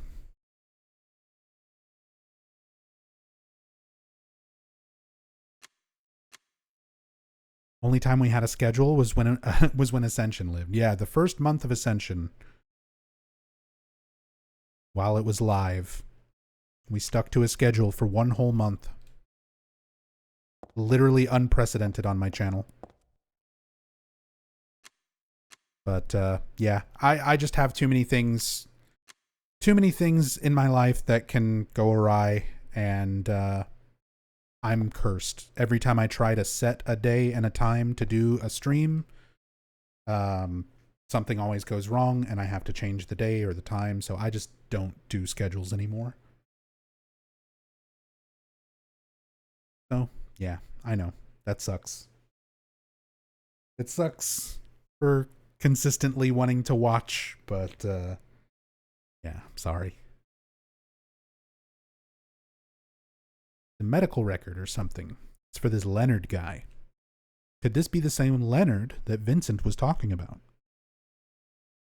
Room S12, presenting mild audiovisual hallucinations, emotional instability, obsessive ideas. Suspect mild schizophrenia, will continue observation. Basically calm and cooperative with a strong sense of justice. However, according to reports, becomes very violent when overexcited.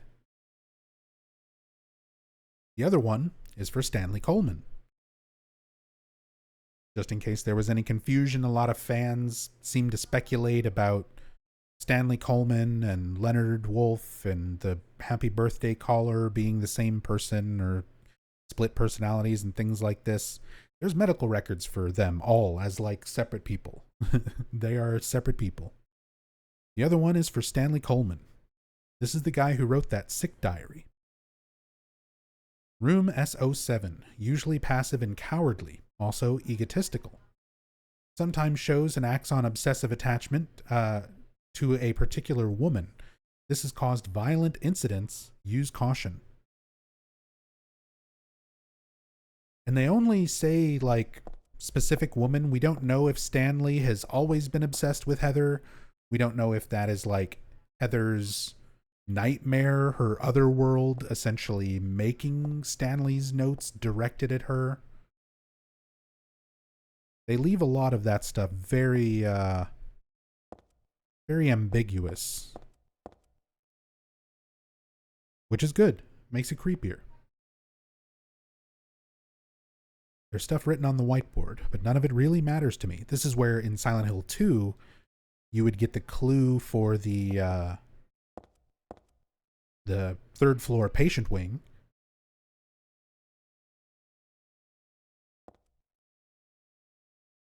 For that puzzle.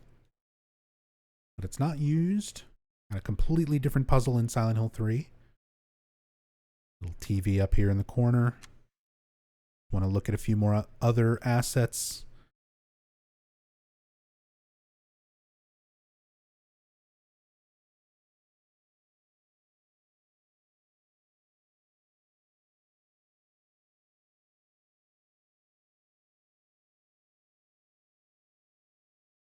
Mitsuri Co. paper cement set.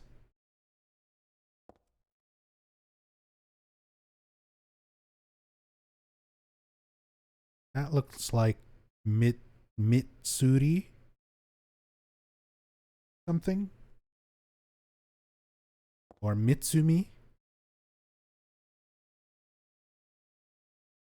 Paper cement set. I'm pretty sure that's paper cement set.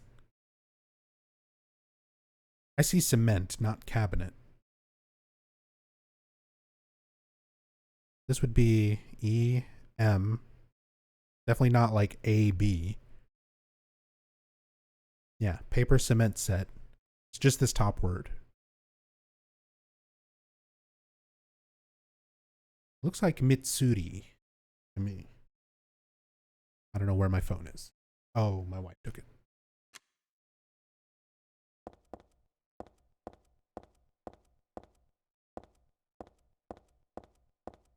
I'm trying to Google things that I find in the environments. Okay.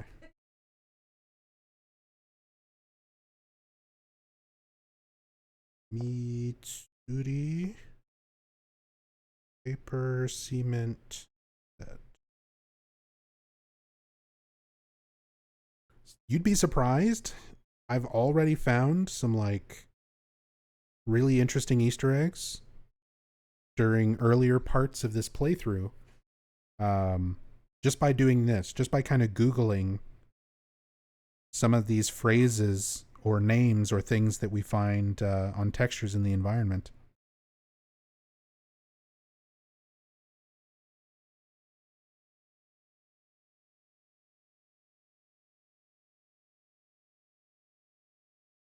Mitsubishi paper cement set. Maybe. Doesn't look like Mitsubishi. But hey, that's why I like kind of doing this. I'm sure many people are bored and clicked away. I'm so sorry to everyone who came over from Punchy's raid and were expecting like a normal, interesting Silent Hill 3 playthrough, and they're like, this guy has been staring at the walls for the last 45 minutes. What's going on? Welcome to my world. These are normal streams for me, yeah. This is the let's look at cans and cartons stream. Yeah, absolutely. This is the let's slow down and look at every tiny little asset in the environment before moving on. Oh, it's Our Cleaner. It's the same label as this. Yeah, same bottle. There's just another one over on this sink.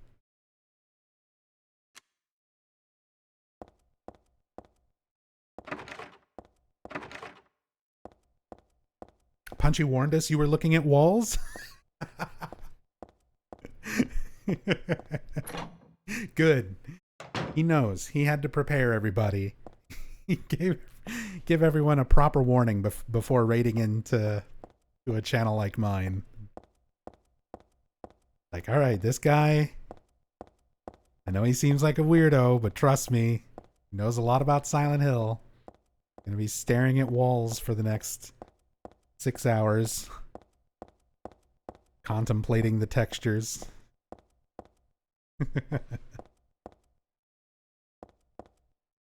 Just remember that there were bulbs in that tin can in Silent Hill 4. Yeah, there was also light bulbs in some of the lighting fixtures in Silent Hill 2. Yeah, that's Silent Hill 2. Yeah, we did that playthrough years ago on my channel with our good friend Neko Run.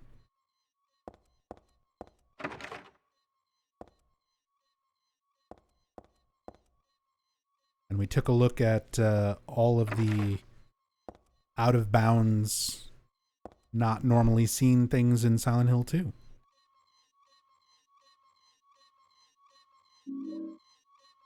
What did you think of the new trailer and 30-minute released playthrough? The short version is...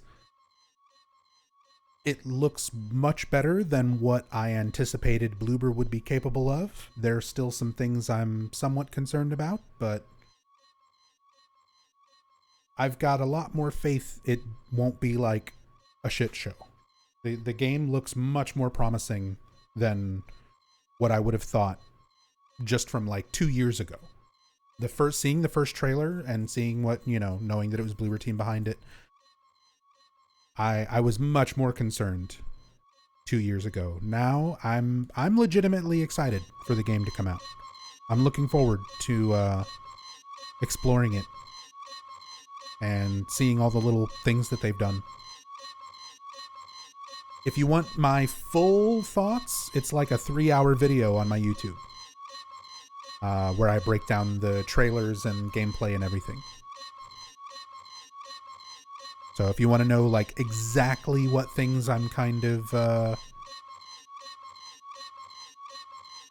concerned about and which things look good. Reused asset from Silent Hill 1. No, it's not. Wheelchairs are a consistent theme throughout the Silent Hill games, but this is not a reused asset. And a reused asset would mean that the exact same prop is used from one game to the next. This is clearly not a PlayStation 1 asset.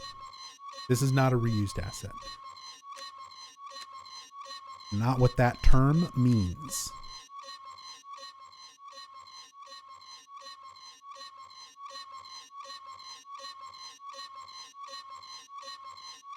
Does the wheelchair have the same meaning?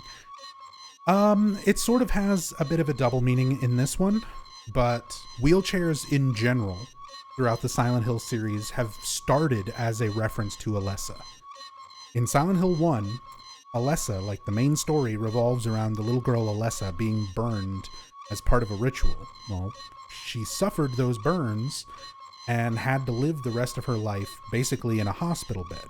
And the only way that they could move Alessa around the hospital was in a wheelchair.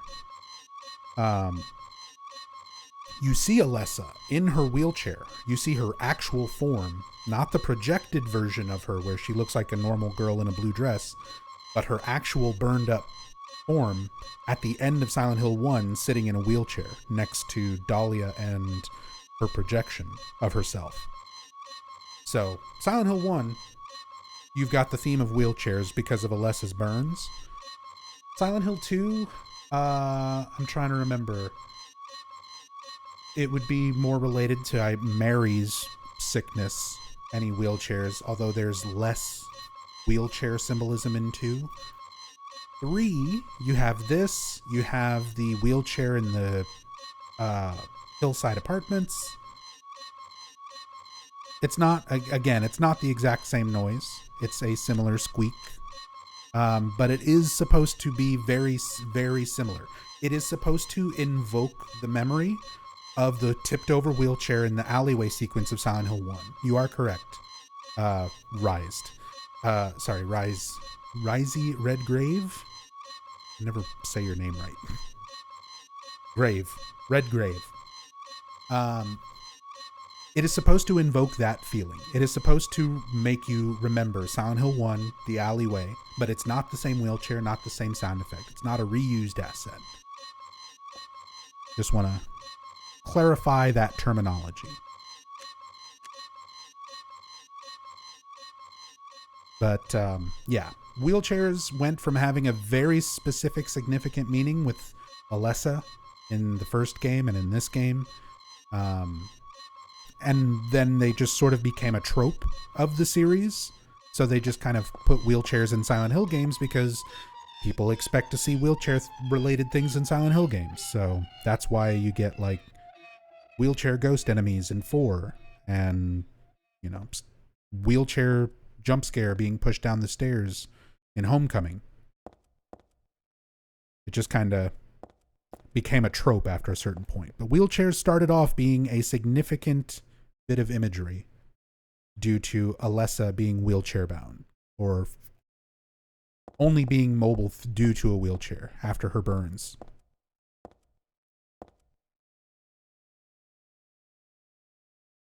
The blood trail continues into the elevator. Part of me wants to peek in, but then it's a little creepy too. See, this is the secondary meaning. We've got the wheelchair meaning, you know, referencing back to Silent Hill 1, referencing to Alessa, but you've also got it just to set up this creepy scene, you know, just to be this really weird scene as well. So wheelchair tipped over, bullet holes and bullet casings and the machine gun laying there. So it's like something was shooting, something was trying, the person in the wheelchair could have been shooting. The blood dragging from the chair over to the elevator door. So you've got all of this going on, you know? And the wheelchair just adds to the sort of creepy nature of this scene setup.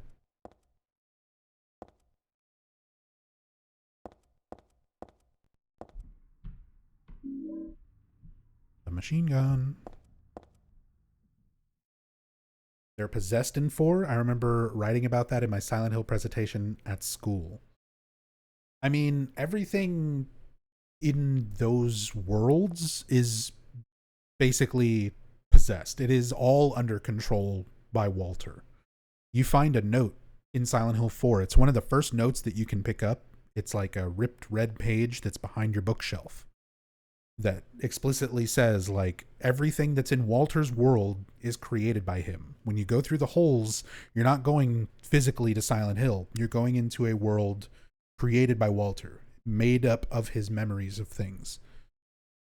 So everything in those worlds is created by Walter. It's not necessarily like possession, but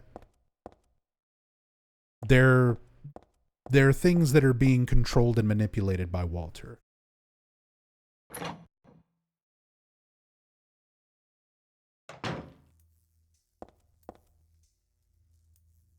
All just junk. Don't think there's anything important here. Ooh, can we actually see? You can see a little bit more of the blood. You can't see the actual number, of course, but that's kind of funny. Whole point of this is you need a camera so that Heather can reach her arm back and take a photo of this code that's behind this shelf.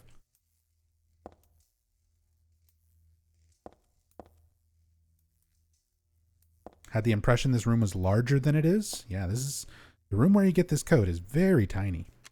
Very tiny. Just like a little storage room. And most of it is, you can't even walk because it's just filled up with junk.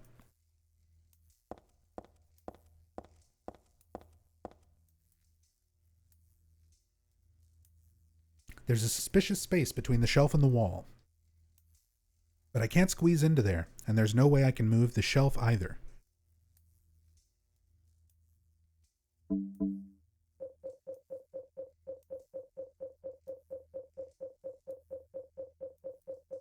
Now, I haven't gone up and done the puzzle, but I used a cheat to put everything in my inventory. Now, sometimes this works, and sometimes it doesn't. I'm curious if this will work here.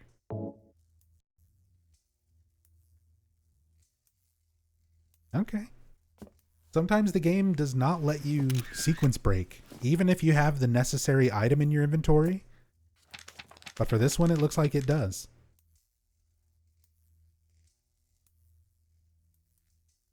$2983.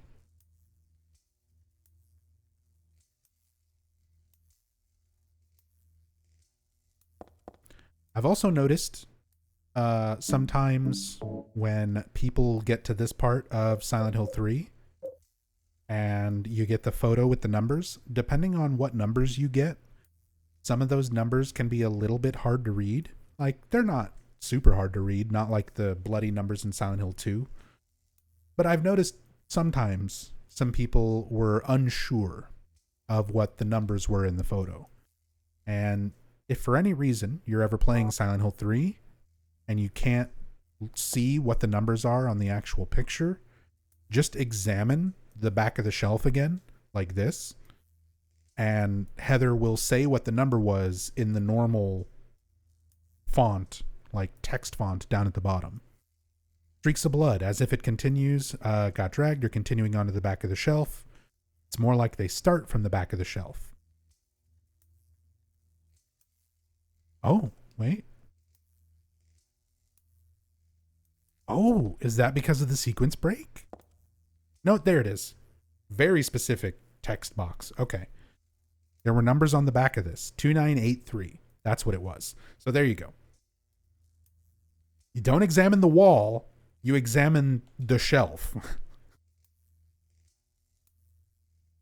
And she will say what the numbers were. So there you go. 2983.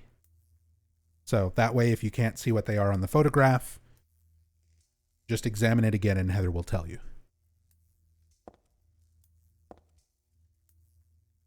And yeah, again, no actual back of the shelf is there or rendered. Even though you can see there's like a back of the shelf on this side, there's no texture on the other side.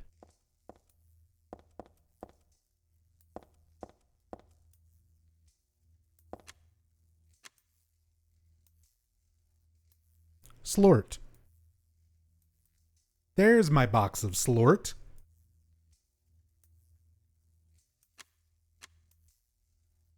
Was wondering where I put that. Anything in the boxes? Are we learning? Are we learning things about how rendering works? Nope. Nothing in the boxes. There are some little square-headed bunny logos down here, though. I like those.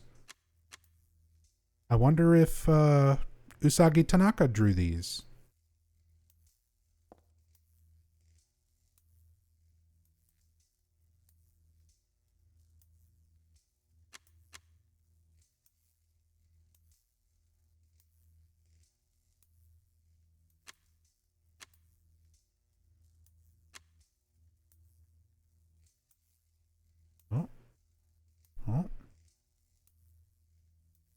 Hold on.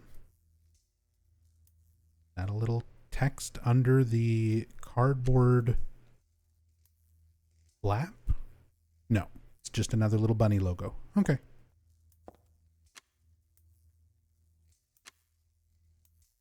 More boxes and things piled up back here. Like broken part of a metal. Oh, it's this metal table tipped up on its side. I think that's one of the same bed frames. Yeah, just one of the hospital beds.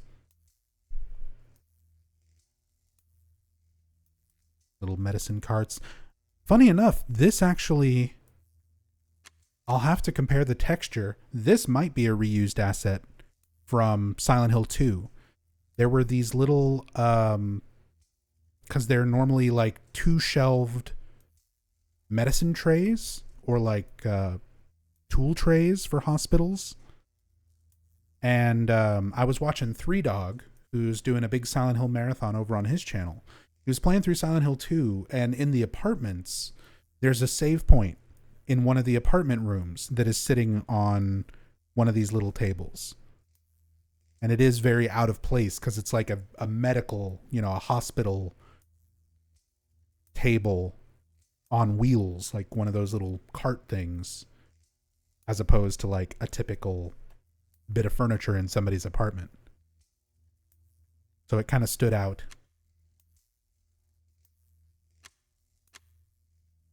Might be the same thing there, reused for Silent Hill 3. Bottle hiding over here. Mini fridge. Look at the handles on this one. And there's like gray where there was notes and stuff on it that all got pulled off where it's discolored.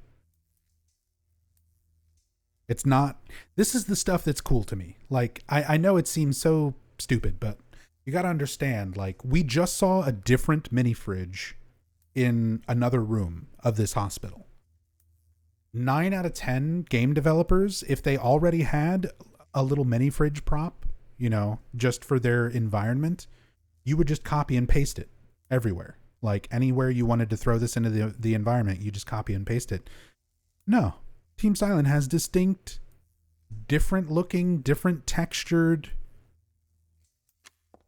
props. Even when it's the same kind of item reused in another location, not in a significant way. It's not like a puzzle item. It's not like something that you have to look at or have to interact with. And this is the third, because you have the mini fridge with the liver in it, where it's actually an interactable, openable prop in Hillside. And then you have the mini fridge I just looked at, where you get the health drink out of it, the doctor's office, the lounge, and now this one. And they're all 3 distinct, different assets, distinct, different props. Again, like most game companies, especially back in that time, 2000s, early 2000s, PS2 era games, making that many unique textures and props for environments that are not even necessary for the player to look at or interact with, that's so much extra work. Like, that's so much dedication.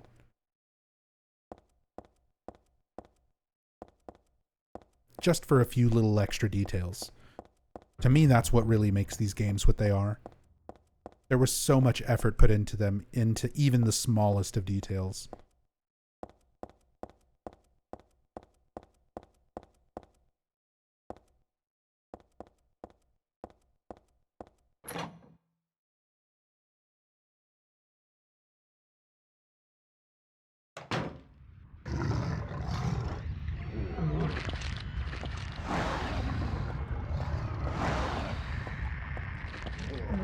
And you can come up onto the roof of Brook Haven, of course.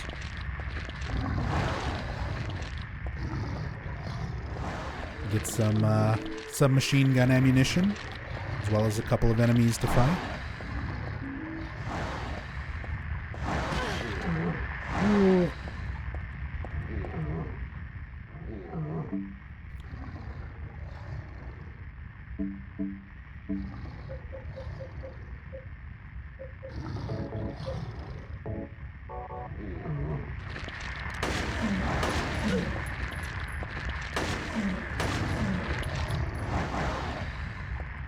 Any specific reason why there's recurring wheelchairs in 1 and 3, or is it just a horror factor? We just talked about that like 20 minutes ago, not even. Alessa. It all ties back to Alessa in Silent Hill 1. She was very, very badly burned as part of a ritual that the cult was performing. And the only way for them to move Alessa around was by wheelchair after her injuries. You see Alessa in her wheelchair at the end of Silent Hill 1.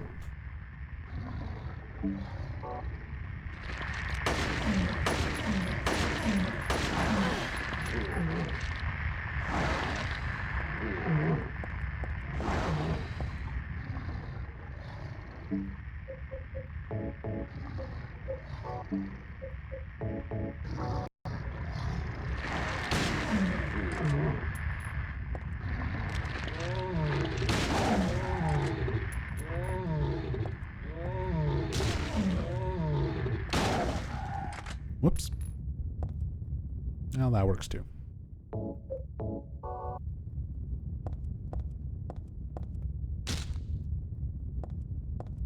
Kick. Kick.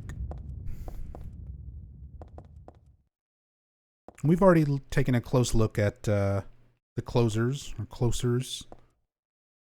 these enemies, on previous parts, but for anybody who didn't see, close look at the closer enemy. Very twisted mouth. I love Ito's design of creatures where he likes this sort of straps and buckles, very reminiscent of like straight jackets.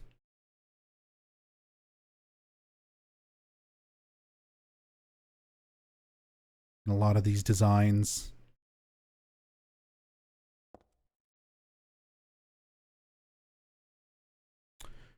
And the closers also have these like sharpened bone spears that are inside their arms that extend out whenever they do certain attacks.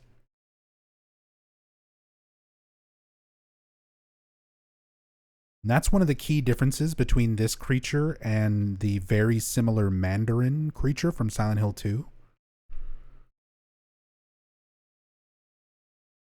Obviously, they have unique animations. The Mandarins in Silent Hill 2 are always underneath graded floors, but the design of the arms of the Mandarins is also different.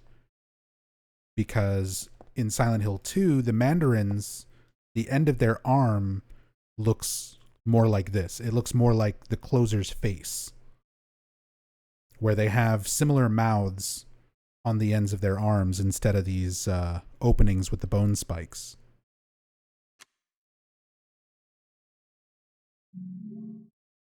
Now that you mention it, was there much of a tradition in using straitjackets in Japan? I understood it to be a more strictly Western device. It wasn't as common in Japan, but this game is not made with Japanese aesthetics in mind for the most part. This is a game made by Japanese developers for specifically a Western audience using their perception of Western horror. This is a group of Japanese horror fans who are very, very well versed in Western horror. Stephen King movies, Stephen King books, David Lynch movies, that type of Western horror. So you're not getting a Japanese sense of horror through the Silent Hill games. You're getting a Western horror through a Japanese lens, which is why there is much more Western horror influence than there is traditional Japanese. That was an intentional design standpoint for Team Silent. Part of what made these games so unique. They're not just a Japanese horror game translated into English. It's a Japanese developed game, but it was first and foremost made in English, with English speaking actors, with an English script, with an American setting, American characters, just written and told by Japanese developers.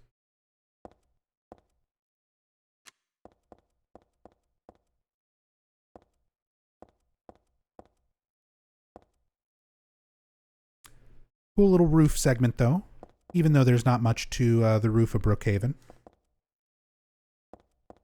Interesting that there is like a texture for the top of this building, but not this one where the tower is.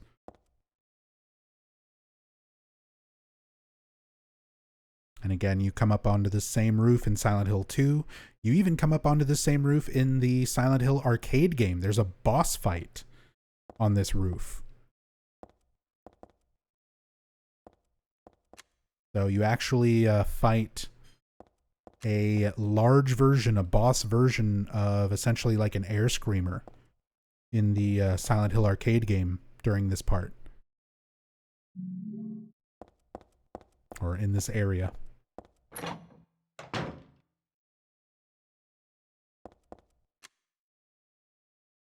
Silent Hills designs the genre equivalent of running English through Google Translate into Japanese and back out into English. I mean, it's definitely more than that. Like, I know you're just kind of making a joke, but like, you really have to think of it in the terms when you start looking into the interviews, especially with like Jeremy Blaustein, who did the localization on these games. A lot of you might know Jeremy Blaustein because he localized Silent Hill 2, 3, and 4. He's been at Konami forever. He localized basically all the Metal Gear games and like almost everything that Kojima's ever put out. So you had Hiroyuki Owaku, you know, writing a Japanese script with a Western setting, you know, all of these very specific Western ideas being written by a Japanese horror writer. And then Jeremy Blaustein taking that and localizing it. So aspects of the culture that weren't quite understood, Jeremy tried to add some more understanding to. It was definitely much more of a process to get to kind of like the final product of what these games are than just being a translation issue, you know, like running English through Japanese and back. It's a lot more complicated. It's a lot more complex, you know, because you do have Japanese developers imparting sentiments of their own beliefs, which is why you get little hints of Shinto and Buddhism and other little aspects into some of the mythology and things that they used for these games. But at the same time, they were very thoroughly and heavily researched on like Aztec and Mayan histories and all these other like ancient Latin demons and the Bible and the Quran and all of this like religious history and mythology. Like, it's such a neat mishmash. They managed to pick and choose all of their favorite aspects of all of these sort of mythos that exist out there and put together their own mythology, their own history for the cult, their own sort of version on this folklore and these ideas and these beliefs. But yeah, it's great. Like, it's very unique because of that you have like all of this culture that comes from so many different parts of the world and so many different time periods, but all sort of being seen through the lens of these Japanese developers.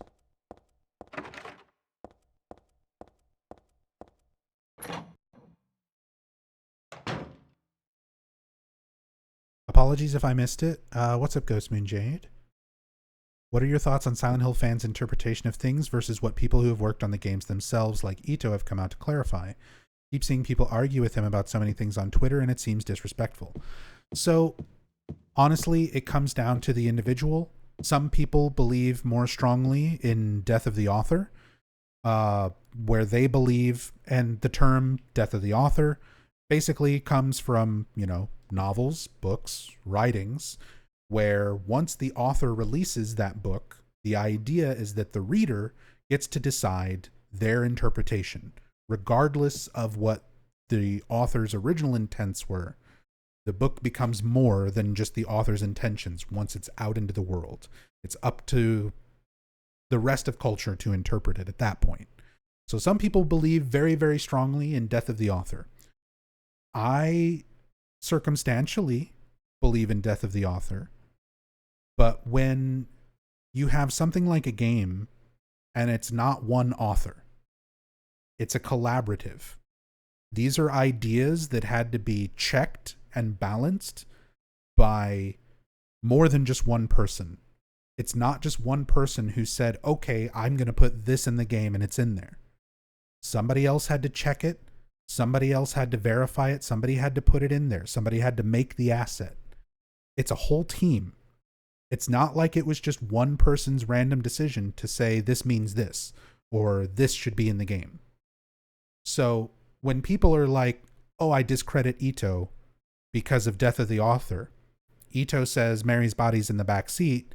I personally don't believe James could be capable of that. So for me, it's not there.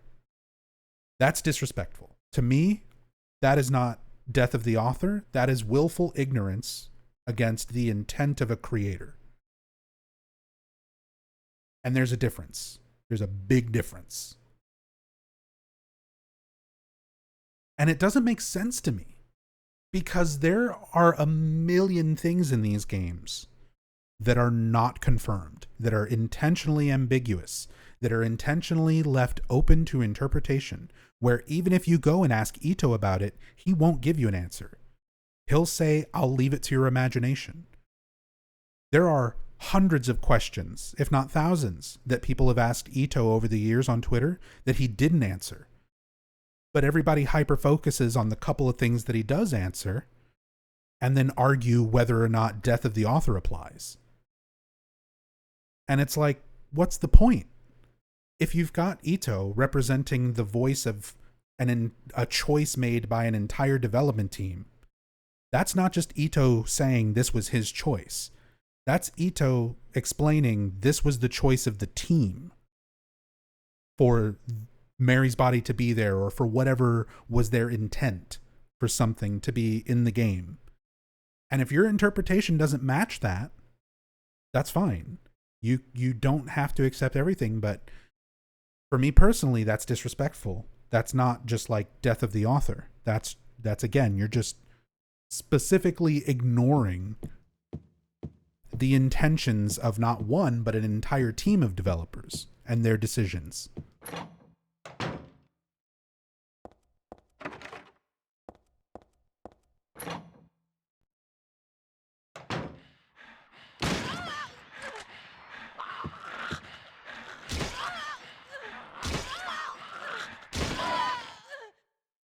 So yeah, it's not worth it. It's not worth it. Don't argue with Ito. Don't argue with the creators of these games on what their intentions were. Because they know. They fucking made it. Not only did they make it, they had to check it and balance it against every single other person on the team before it could even be in the game. So have a little respect for that and for what the what the dev team's intentions were. And if you want to focus on interpretation, then focus on the interpretations of the things that are left open for that. Because there's so much in these games to discuss and to pick apart that has no definitive answer. And nobody from the team wants to step in and give an answer. So, yeah.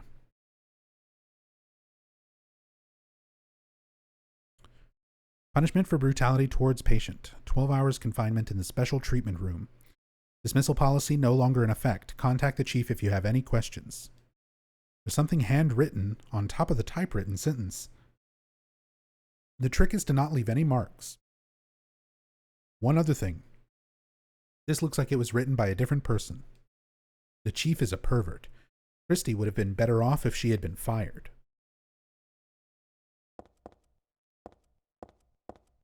We get some backstory into Brook Haven, how even when it was operational, the staff here were not good. The chief was physically harassing, physically abusing the staff, the nurses, and they even mentioned this nurse Christy would have been better off if she had been fired. Right before we find this door, which was locked from the inside, with only the one nurse in here. That may have been Christy. At some point, in some reality.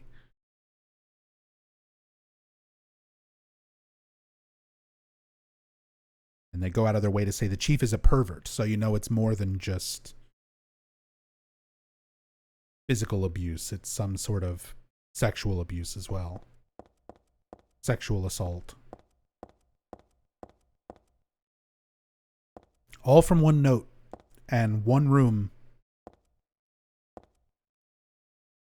Just to give this really unsettling little side story.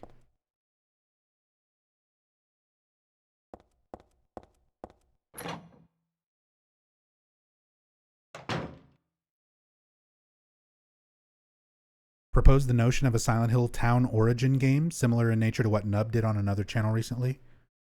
And the response was predominantly, I'd rather not know the origin of the town and leave it all a mystery. Personally, I don't really jive with because we have so little of the town history origins to even work with, but I guess everyone feels differently about that sort of thing. I mean, it just depends. It all depends. For some people, yeah, they don't want that history. They would rather leave it more vague and leave it more of a mystery.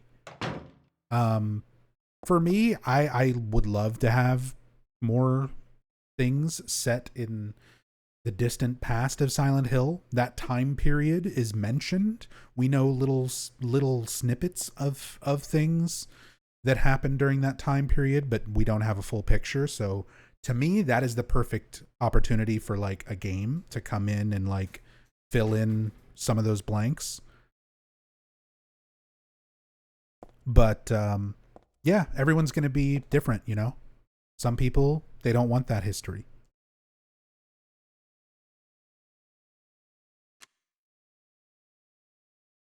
Oh, that is the Declaration of Independence.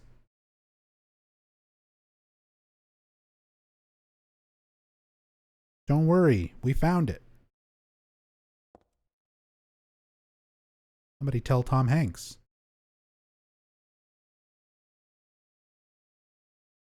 But I like how it's all just ripped off and you still can see the first, like, we the people.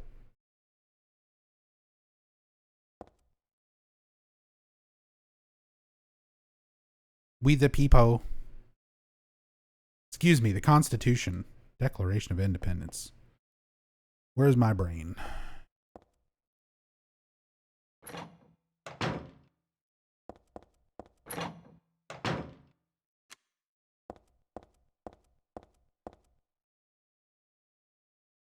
Good variety, be it nothing I would need.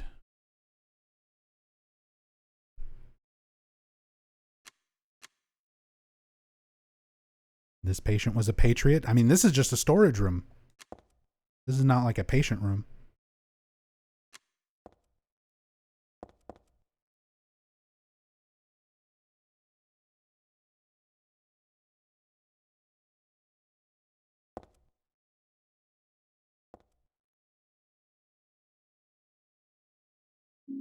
C11, the red arrow. If that was more prominent, I would think that it was part of like a puzzle or something. Stun gun battery, health drinks.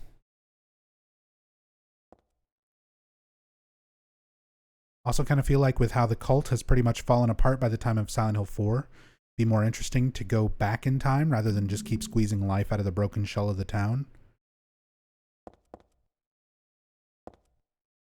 I mean, it depends. Going forward, there's a lot of interesting stuff you could do as well. Hell, you could do a Silent Hill set way in the future too. What happens 50 years from now, 100 years from now, when, like, what goes on with the town? Does it eventually try to, like, does someone come in and try to revitalize it again at some point? Do they just nuke it and it turns into something else entirely? Like, yeah, Silent Hill 2077. I don't know. I feel like you could do something interesting with that too.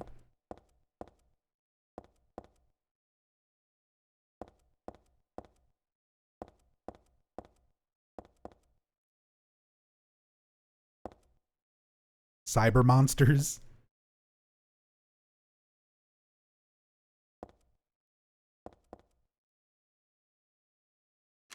It doesn't even need to be that crazy. It doesn't necessarily need to be like science fiction. Like, when you say future, I think a lot of people tend to get the wrong impression, the wrong idea of like how much stuff actually changes over a given point of time.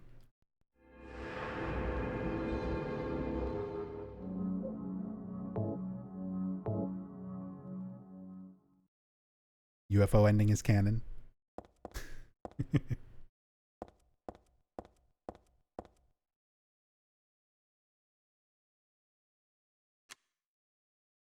Would play a Silent Hill with the gameplay like Baldur's Gate 3. An action adventure RPG, turn-based RPG.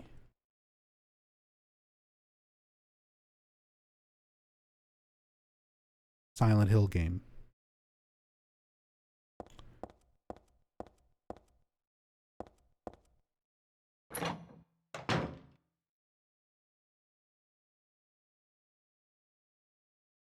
Why not? They really went there. They put that on there already, unfortunately. I mean, if you're talking about Book of Memories, that is not Book of Memories whatsoever.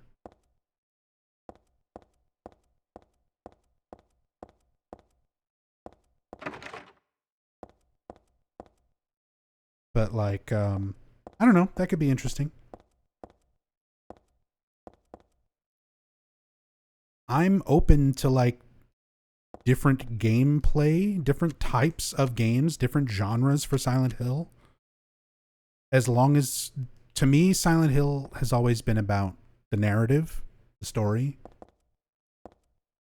And as long as they can still tell a good story. The gameplay, honestly, for Silent Hill is like kind of secondary to me. I like puzzles. I like survival horror. But if they wanted to make something entirely different set in the Silent Hill world, something like a Baldur's Gate 3 or whatever, if the story was still done well and the characters were still done well, then, and the gameplay wasn't horrible, like to where it detracted from the story, where it took away from the experience, then that could be cool.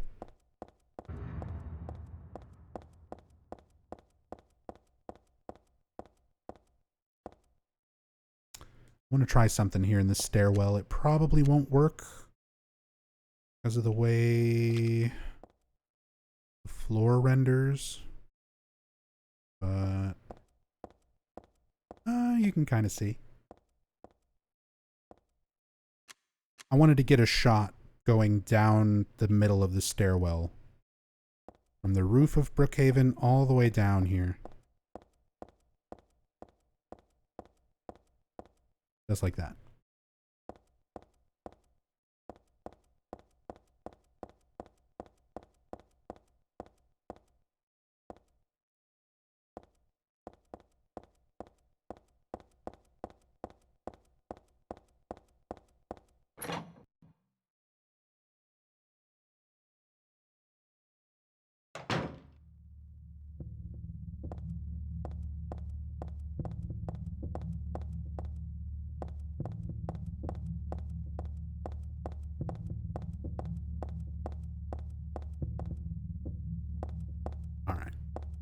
No other enemies around. We've got another Stanley Coleman note. Another doll. Again, these are... Let me see if I can get a better look at the face of this one.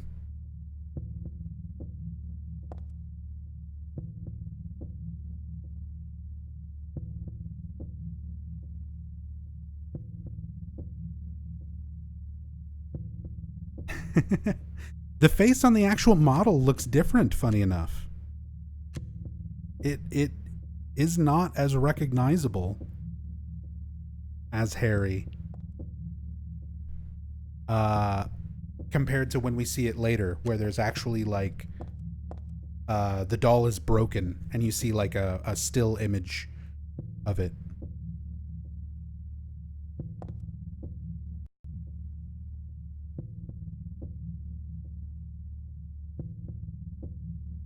You may not yet have realized your own true feelings, but you sense them unconsciously, and so you're trying to get closer to me. That's a virtue, the path to paradise. If the door's locked, open it. Use the password for the prison gates. Doctor, I've forgotten his name. Anyway, that quack has it posted. He should be here too. I mean, 4 numbers would have been good enough, but he kept on going. Isn't it a shame? I'm not there. Aren't you irritated?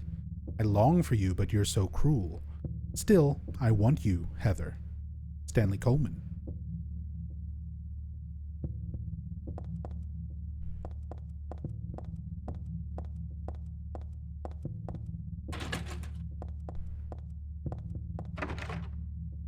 Silent Hill could do well with a Dead Space HUD and gameplay if it had nice setting and atmosphere. Survival horror for sure. Very minimalistic HUD, very eerie. 100% it could work. If it's done well, sure. I'm trying to remember how much HUD even was there for like the original Dead Space, because your health bar and everything was like on your suit. It was basically the lights on your spine. It was basically just like your ammo counter, right?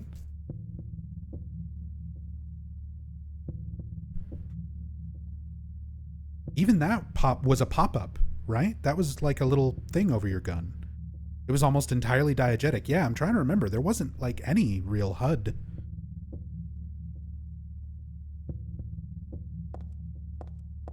And even Silent Hill games have used more of a traditional HUD. Look at Silent Hill 4.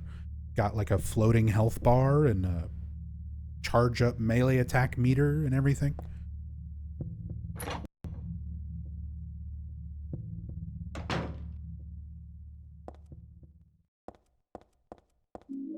And I mean, there's plenty of things that people might not like about Silent Hill 4, but the HUD was never one of my issues. Nail polish remover. Parfum.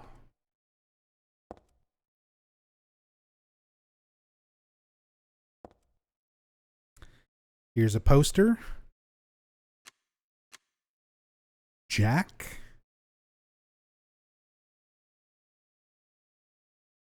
So this poster is originally in Brook Haven, in Silent Hill 2, and I've already seen this poster in the gameplay footage of Silent Hill 2 Remake. So this is one of the textures that they are keeping from the original game and putting into a remake.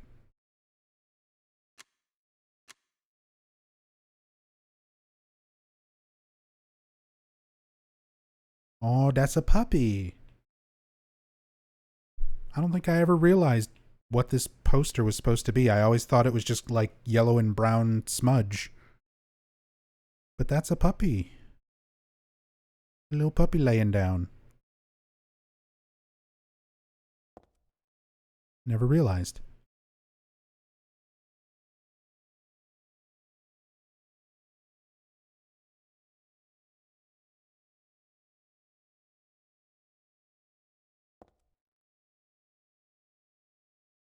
Oh, found a can of poo. Poo water.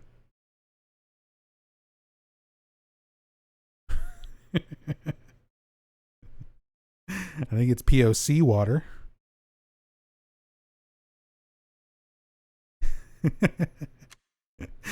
Definitely looked like it said poo water for a moment.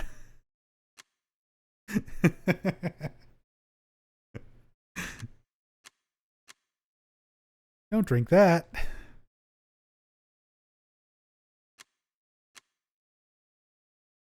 Nice cold poo water after work, yeah.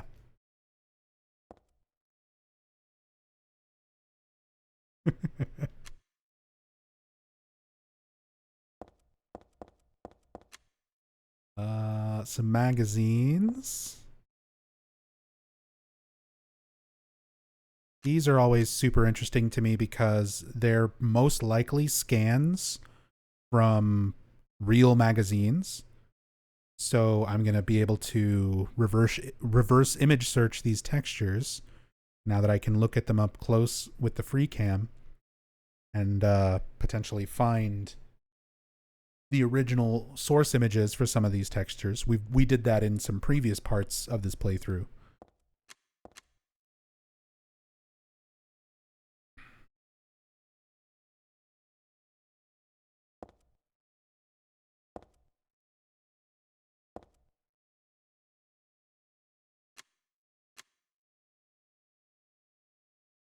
Just try and get some good shots.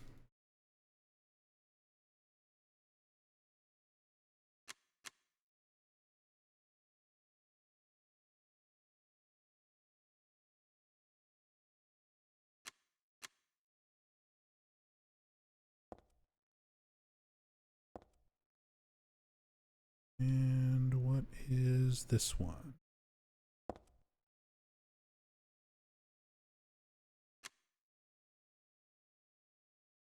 Farm ideas?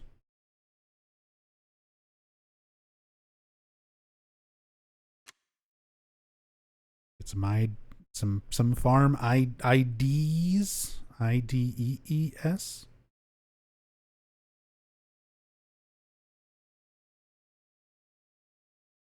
Can't quite make out text.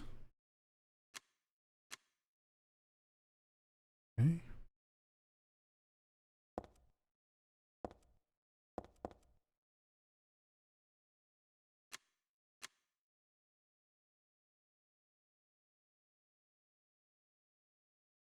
Newspapers.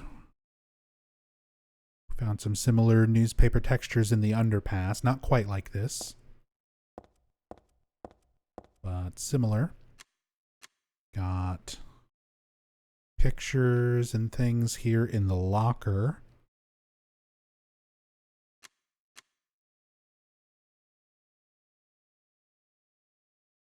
Look at these cool guys.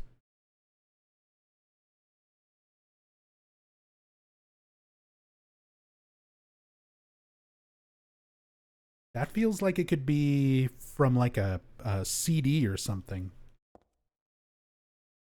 Feels like a 90s era grunge band photo, like CD insert.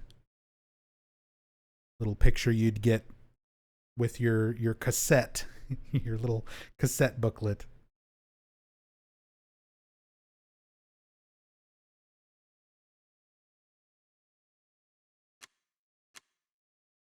Are those textures the same in the HD re-release of Silent Hill 3? If they're based on Real Scan magazine, seems like there might be rights issues.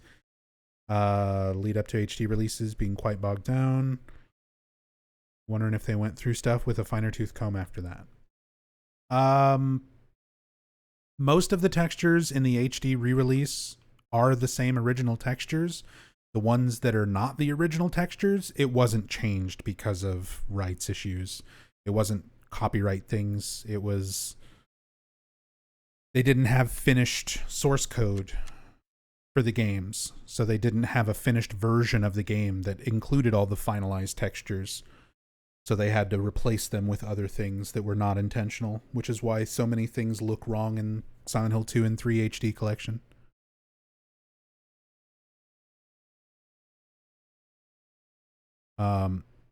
Technically, a lot of this stuff probably would fall under some copyrights things, but these games, as old as they are, and the original sources for a lot of these images, it probably wouldn't be something that even gets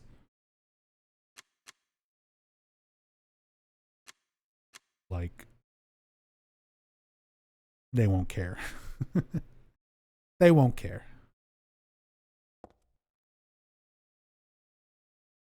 Yep, Styles de Tab. Again, I just like these little icons. This weird little exploding Pac-Man.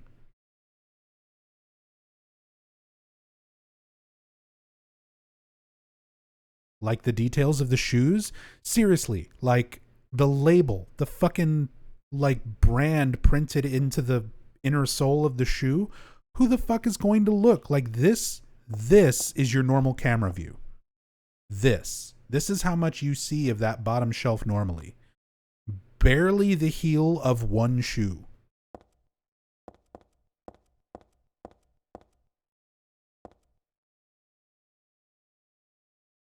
That's what I mean. Like, such an unnecessary amount of effort and detail into items that you can't even see. I appreciate it. I appreciate it.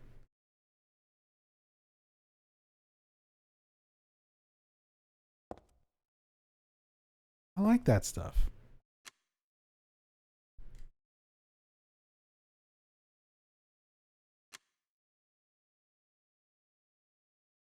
We got a jar of hell sitting on the shelf. My favorite. Actually, is that an I? A? Hopefully that doesn't end in an L. It'll be something else entirely.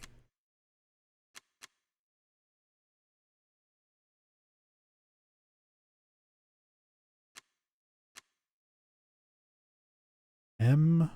What's this? Smooth. I think it's supposed to say smooth. MOOTH. But you can't see the backside of the can.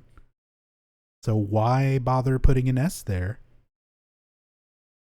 They'll put the tag in the shoe that the player can't see, but they won't put the S at the beginning of smooth on the side of the can the player won't see. Gotta pick and choose your detail battles, I guess.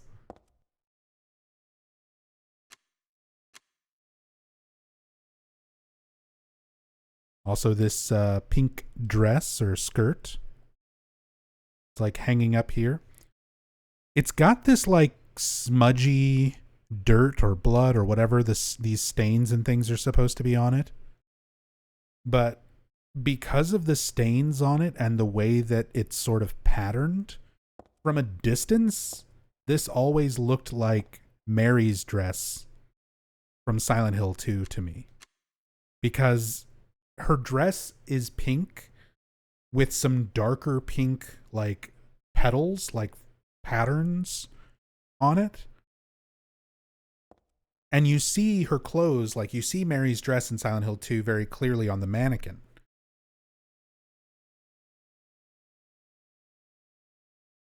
And I always used to think playing Silent Hill 3 that this little pink skirt or dress was supposed to be Mary's or a reference to like Mary's or even just maybe a reused asset. But it actually is different. It's a unique asset. It's just a very similar color. And the staining on it makes it look like it's got the same or a similar kind of pattern as Mary's. But then looking at it up close, yeah, it's like dried, stained blood.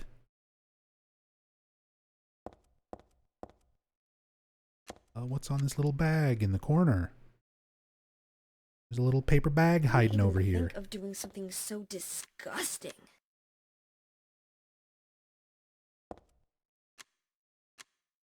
Il Palazzo. Thank you for the raid. Very much appreciate it. Welcome, welcome. Hey, Denny. What do you think of the final update for the Silent Hill 2 Enhanced Edition? Sorry if someone already brought it up. I just got here. We talked about it earlier. The short version is the devs have been working on Enhanced Edition for 7 years. It's been non-profit. You know, they've worked completely for free, don't charge for it, just out of the passion of their hearts as Silent Hill fans. I've been working on the Enhanced Edition for 7 long years. I think it's awesome. I think they went above and beyond what anybody expected them to do in terms of mods. And I think it's great. I look forward to playing a lot more Enhanced Edition going forward. And we'll definitely play it later this week to check out all the new stuff.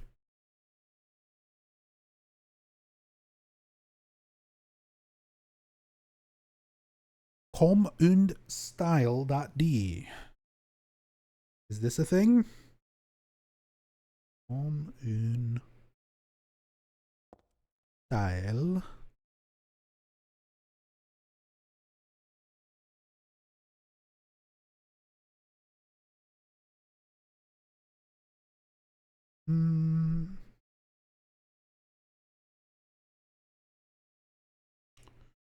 Comme des Stylistes is a magazine, not exactly the same.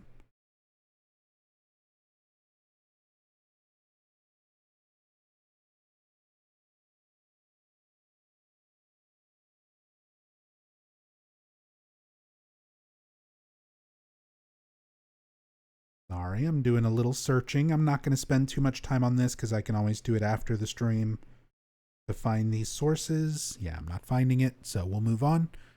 But I try to sit and hold on some of these interesting phrases and textures where I could potentially find it by searching or reverse image searching. So I want to take my time on a lot of these things in the environment, because if I can find the original sources for them, that's just more information I can talk about in future playthroughs.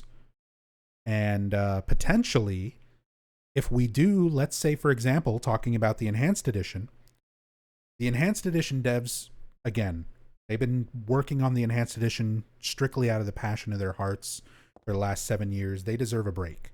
They deserve a long break. But I really do hope that they come together and do something like Enhanced Edition for Silent Hill 3. And if they ever do something like that, and we find the source images for a lot of these textures, like if this comes from a book or a magazine or something, where we can find a high resolution scan of it, that could potentially be the new texture, the new better texture for a Silent Hill 3 Enhanced Edition in the future. You know, a lot of these things that I'm going through and looking at and finding using a free cam could lead to, you know, better assets and better things for a Silent Hill 3 Enhanced Edition in the future, something like that. So it's worth it. To me, maybe some people might see what I'm doing as kind of like a waste of time or hyper obsessive or whatever. And yes, but other things are also true. It could be useful. People may find it entertaining, and people may find some of the sources for this stuff that we find useful as well. Like this cool guy sitting on a motorcycle. What is this backdrop behind him? It looks like the Vasquez Rocks in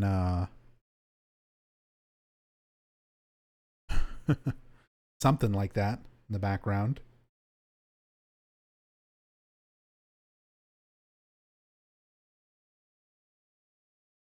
Out there in California.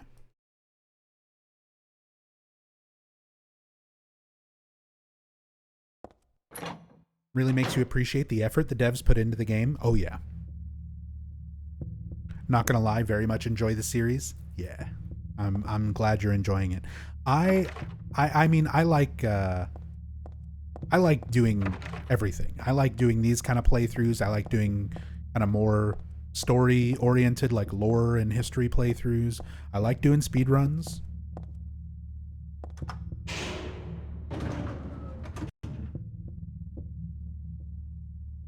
I just like playing these games. The original 4, like the first 4 Silent Hill games, if I haven't gotten sick of playing them at this point, and I've been playing this series since it came out, and I've been playing it constantly since 2015,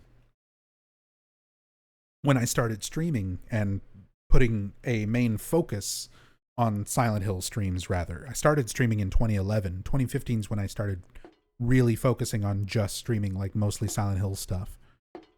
And yeah, if I haven't gotten sick of playing these games by now, I don't think I ever will. So I love playing them, whether it's going through them slowly like this or speed running.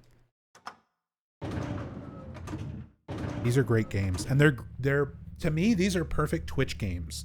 These are the kind of games where like discussing them with a lot of people works so well, because you can get in real time what people interpret things as, what their thoughts on my theories or story explanations are. Like, we can explain stuff in more detail as needed.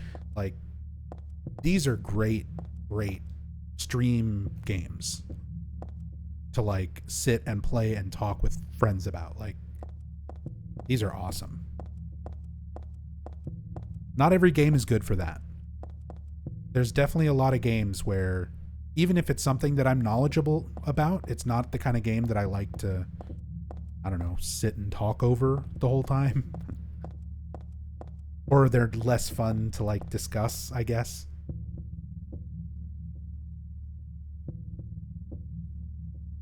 There's a typewritten memo posted here. What's this supposed to mean? Press, move 2 right, press, move 1 up, press, move 2 down, press, the door shall open.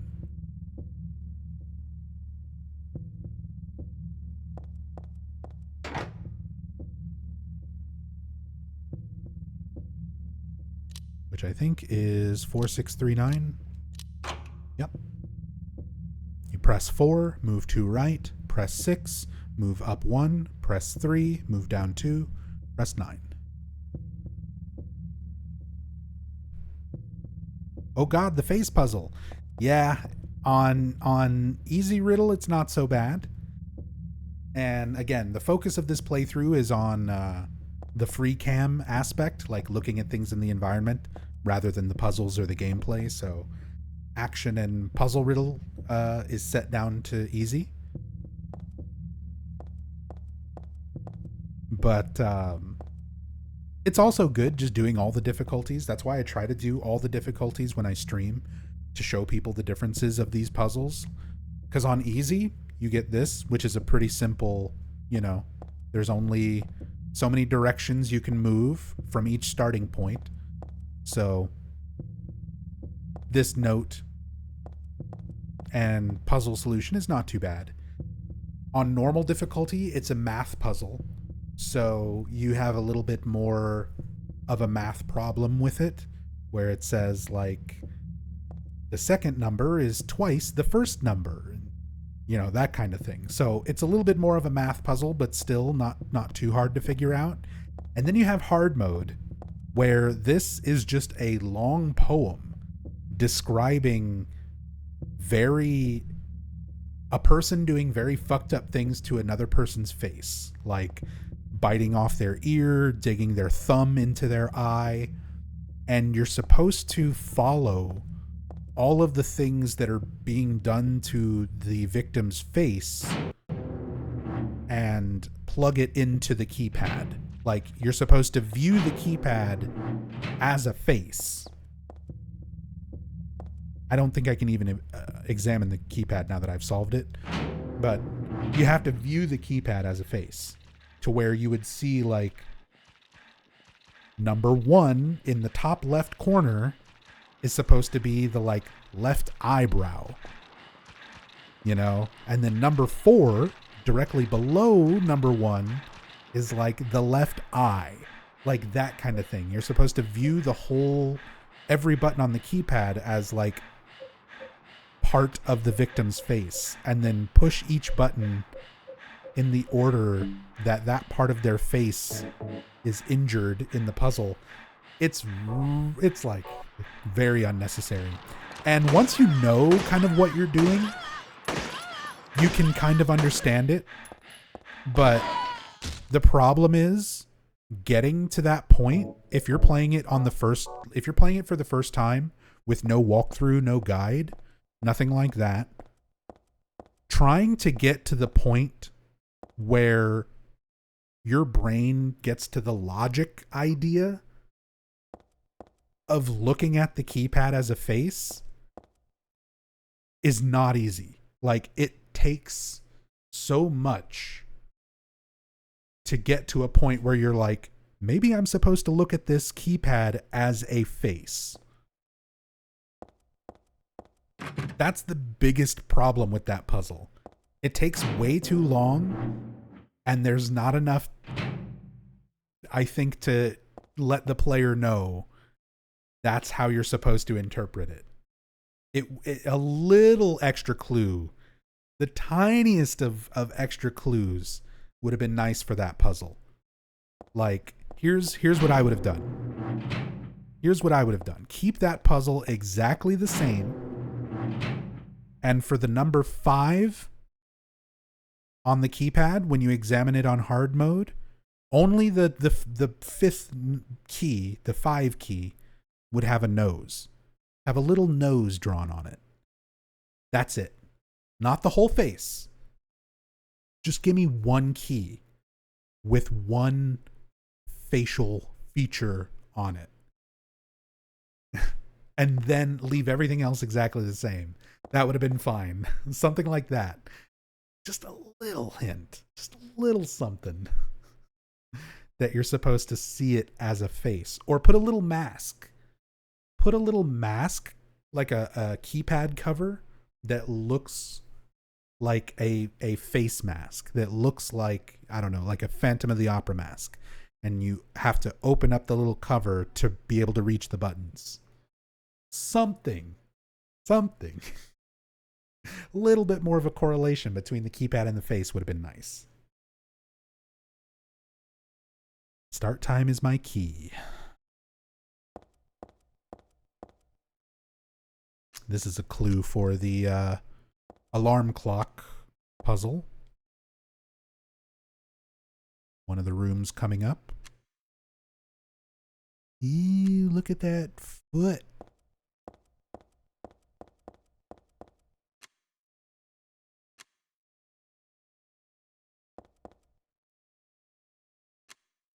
Hi, Heather. Trying to get the lighting.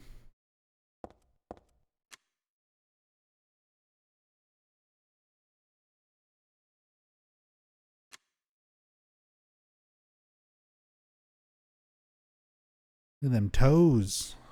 What is that texture on the bottom of the foot?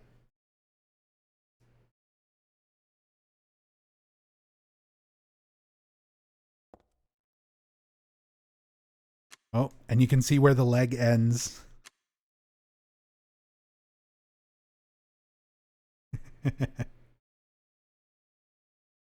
That's funny.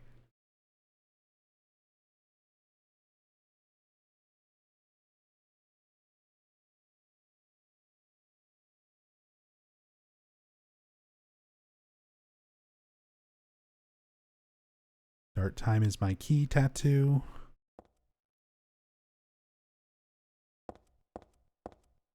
Boy, there would be an obscure Silent Hill tattoo idea. I've put some thought into that because at some point I would like to get some kind of a Silent Hill tattoo. I have other tattoos already. I just don't have a Silent Hill tattoo yet.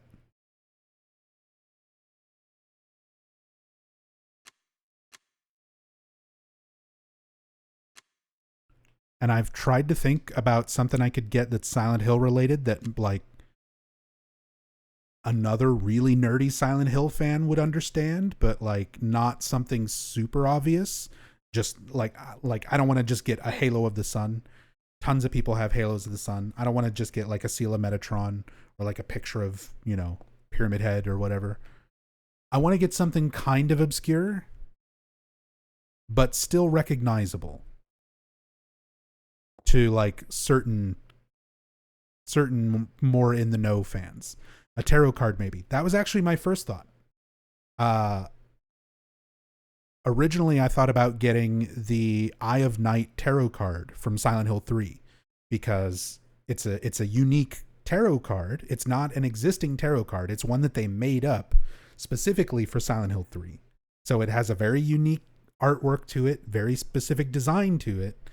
And anybody else would look at it and be like, oh, okay, it's a card or a tarot card.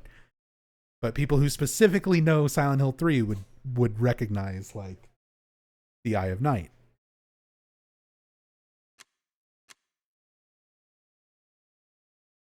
A red square? Red square would be a little too plain. I could maybe work. I could maybe see doing something like that at some point, but a dog with headphones, a mini wheelchair. But no, the tarot card is something that I had considered. The Eye of Night. But what if I got this? What if I just got this little pattern with the start time as my key wrapped around my left arm? I could be this dead guy. You would want a Halo of the Sun, but that might be a little too common. I mean, if it's what you want, it's what you want.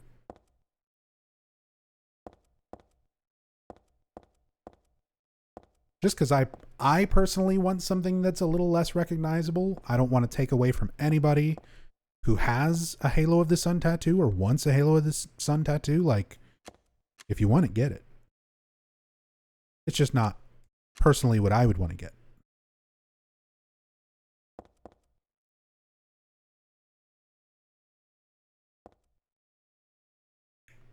But that is definitely one of the more common tattoos.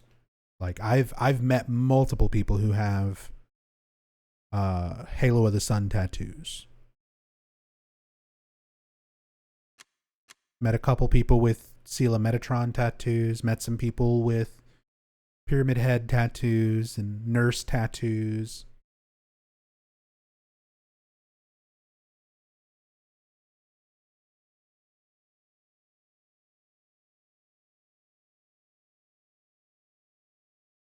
But for me, I would want something like, those are real, like, all the tattoos I've seen are real cool, but I would just want something a little more unique.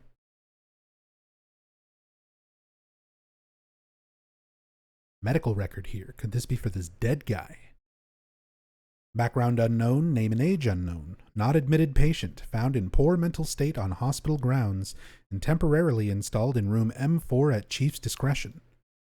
Died late tonight from blood loss due to severed carotid artery. Was grasping own kitchen knife in right hand. Assume this was cause of neck wound. Severed carotid artery. Same way that Walter Sullivan died. Self-inflicted severed carotid artery. Which is initially what they think it is here too. Possible suicide. But wound angle suspicious, because this guy did not commit suicide. He was a murder victim of Leonard Wolf.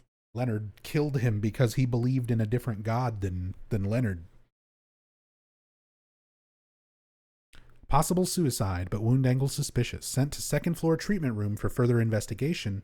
Have received no proof or corroboration of event from patient residing in same room. So he was sharing a room with another patient.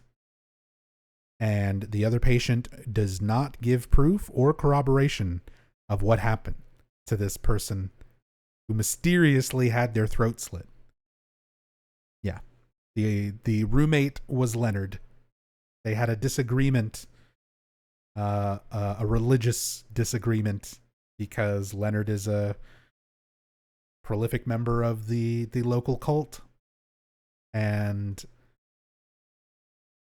this body laying on the bed here is not a cult member. So they had differing views, opposing views on religion and on God. So Leonard killed him. Have not notified police. However, for future necessity, leave victim's bed and effects intact. Room M4.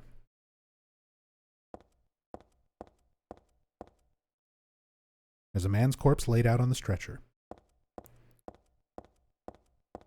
We saw his arm tattoo. If you examine the foot, there's also a tattoo on the foot. Margaret, let's swear our love until death do us part. So, not a huge, like a lot of people might wonder, what does this mean? Why is this here? Not part of a puzzle. This dead guy is not like a significant character. What is this information for?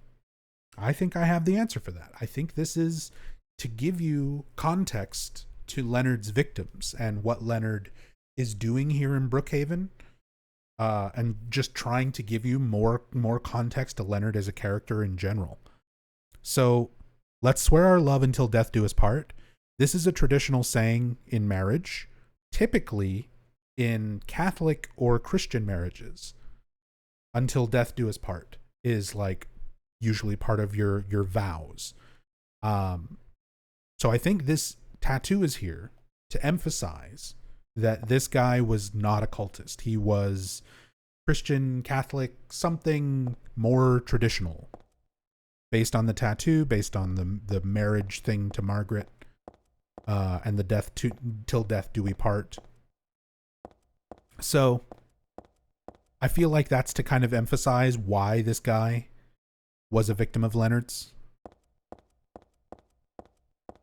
Especially because we do find another note about Leonard stabbing people over religious disputes. I also want to look at some of the paperwork and stuff we have here.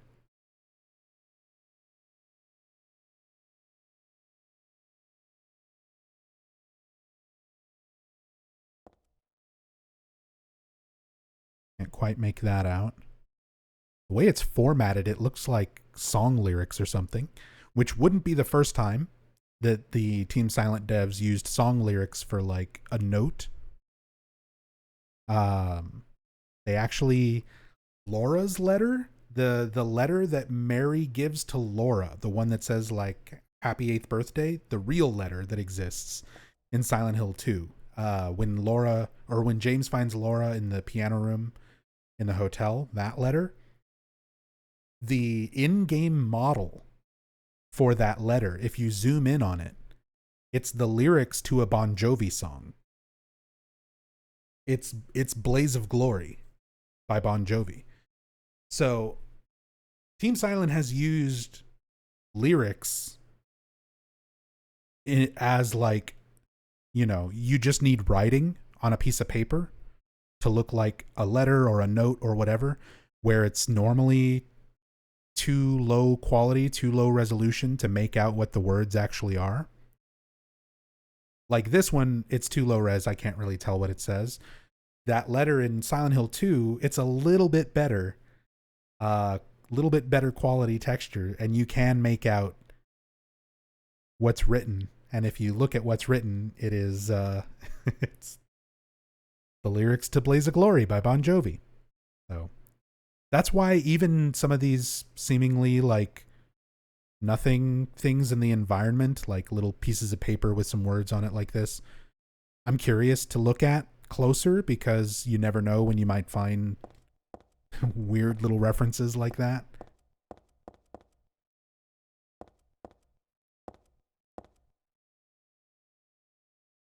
All right.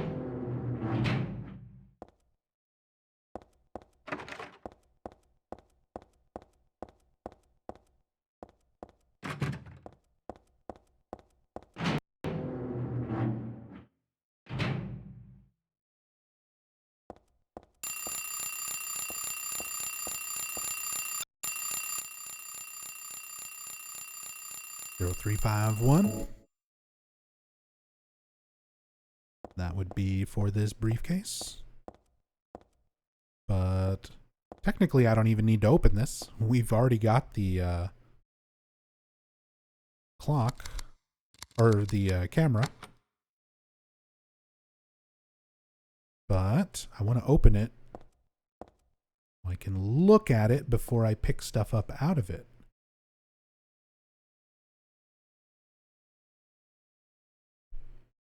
Because there is some kind of like books or magazines, whatever that's supposed to be there.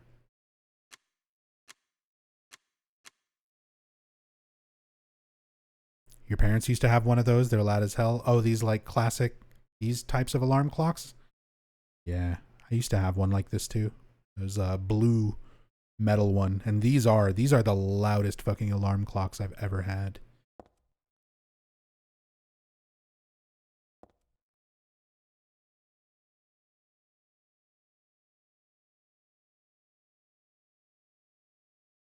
There's our instant camera. Take a little closer look at everything in this room too. See the blood stains on the bed.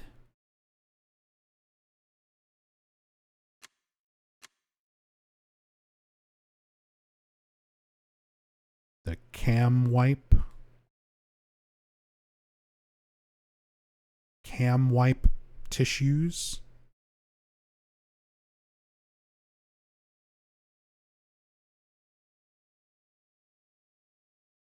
Is that a thing? Have to look.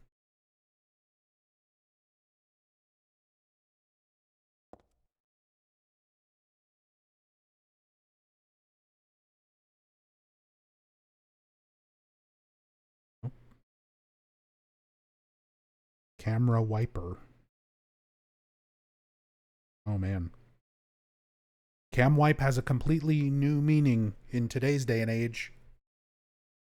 It's a little camera that goes on your rear wiper in your car. You can have video evidence of the dumbass who rear-ended you.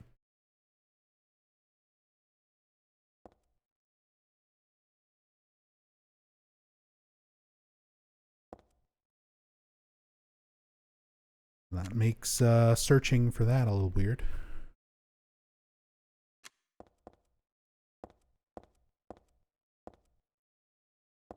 Again, it's fun just to pull out of bounds sometimes and look at the whole room just sort of floating in a void, all the what is loaded in. I also like getting these top-down views of a lot of the rooms just to kind of get some perspective. Show the room in a new way.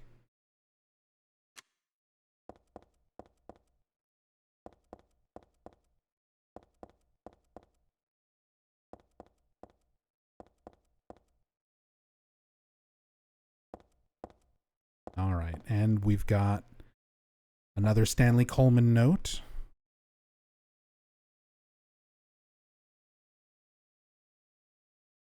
There was a tattooed guy on that rumpled bed. Not anymore, though. That alarm clock and filthy bag are his. Ah, but don't misunderstand. I haven't done a thing. I didn't hate him, though he was a liar. Shall I write something of my own? On my chest, since I can't cut it open to show you my heart? I love Heather. No, something a bit more forceful. I love Heather isn't enough for what I feel. Oh, what tender emotion this image brings. Stanley Coleman.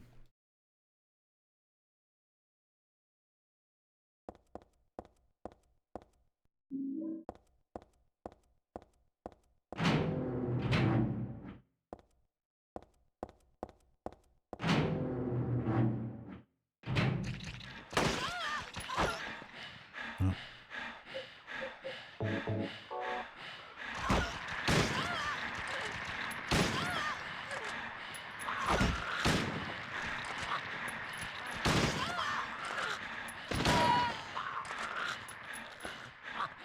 Not that one, Heather.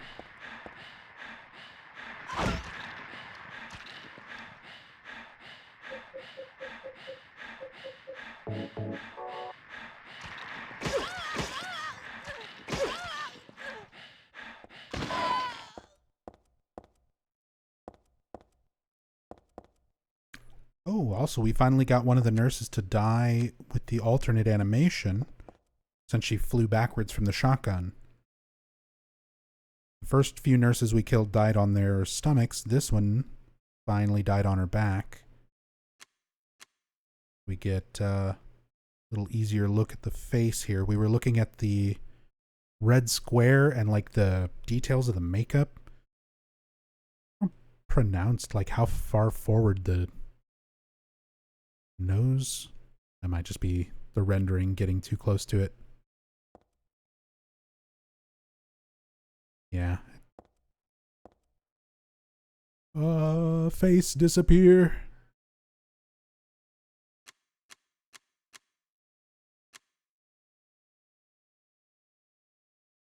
Is it the same head model as Fukuro? It's very similar, but not exact.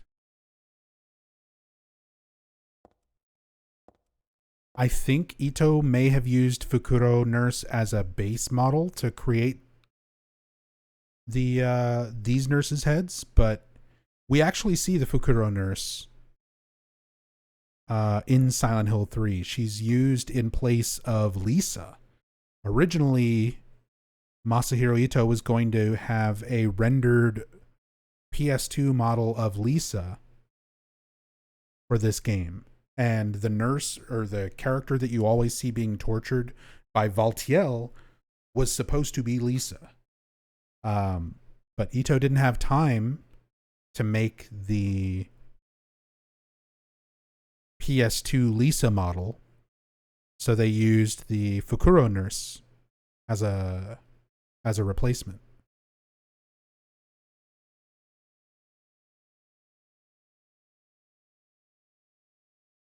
So we will actually see the Fukuro nurse here in a little bit. Actually, it's in the other world, Brook Haven. I say here in a little bit, but we still have several hours worth of exploring in normal Brook Haven and then other Brook Haven. Before we get to that, I probably won't even do that on today's stream. I'm probably coming up on the end of the stream relatively soon.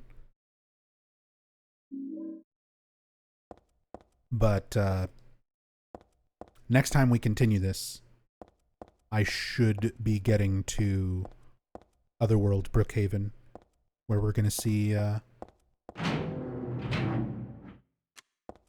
Lisa, quote unquote, Fukuro nurse model.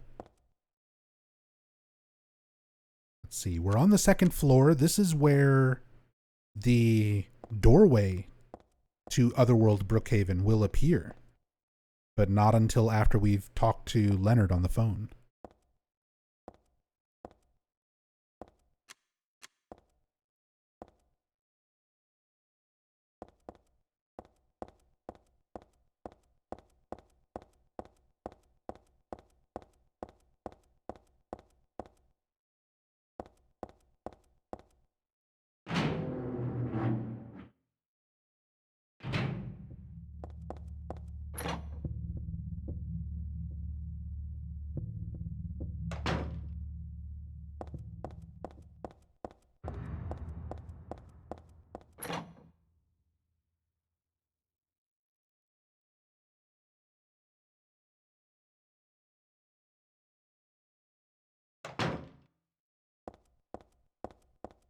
All right, third floor. We've got the memo, backside of shelf, 2983.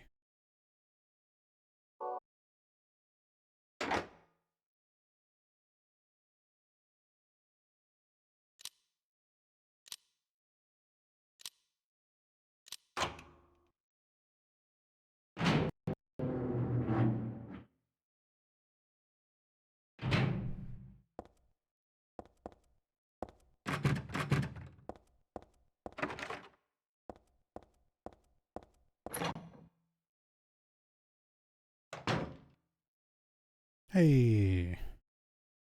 So this magazine cover, I know this has been found by other fans. I don't know what it is off the top of my head, but I know I've found this in previous years' research, that this magazine cover is taken from like an actual magazine. Also, if you look in the top right of this magazine, there's Maria. Yeah. There's Maria from Silent Hill 2. stuck in there. And yeah, this image, like the background image, all of this stuff is taken from like an actual magazine, and then they filled in a bunch of fake stuff over it. It's now the SH Times. It's the Silent Hill Times, the Silent Hill local tabloid. And funny enough, this was our connection between Silent Hill 3 and Silent Hill 4. So Silent Hill 3 and Silent Hill 4 were being developed pretty much side by side. Like 3 started development first. Silent Hill 4 was originally started by some of the non-core members of Team Silent, kind of their B team. So while you had the main people working on Silent Hill 3 getting that started, the rest of the team was doing a little side project called Room 302 that very, very quickly became Silent Hill 4, The Room. And because it became a main Silent Hill entry, they decided very early on in the development that Room 302 was going to be a full-fledged Silent Hill game. They wanted something to tie specifically the lore of Silent Hill 3 and like have something established in a Silent Hill game that ties into Silent Hill 4. And they did that with this magazine. So you read this magazine, just a gossip magazine, but there's an article in it. Teaching Despair, Hope House. So the only thing here that changed was this would have been added into Silent Hill 3 while Silent Hill 4 was still in development. So in early builds of Silent Hill 4, the orphanage was called Hope House. In the final release version of Silent Hill 4, they changed it to Wish House. I suspect the reason for that is because there is a real world orphanage, like a real life organization that helps orphans get adopted called Hope House. So I'm guessing they didn't want that association. So they probably changed it for the Silent Hill 4 in between when this got added for Silent Hill 3 and when Silent Hill 4 would have came out. There was about a year of development. So, or I guess about 8 to 10 months of development. But during that time, they changed Hope House to Wish House. So this is like the only thing that's kind of inconsistent, but otherwise this article is word for word in Silent Hill 4. So this, finding this magazine in Silent Hill 3 was supposed to be like one of those little linking elements, showing that Silent Hill 4 is like a real part of the Silent Hill series, a real part of this world. Not just like a side game. Hope House, or Wish House, an orphanage on the outskirts of Silent Hill, but behind its false image is a place where children are kidnapped and brainwashed. Hope House is managed by the Silent Hill Smile Support Society, a charity organization sometimes called 4S. It's true that 4S is a well-respected charity that takes in poor children without homes and raises them with hope. But at its heart, it is a heathen organization that teaches its own warped dogma in lieu of good religious values. Mr. Smith, temp, who lives near Hope House, had this to say: "Sometimes at night I can hear their weird prayers and the sounds of children crying. I went there to complain one time, but they ran me right out. Since then, it hasn't changed a bit."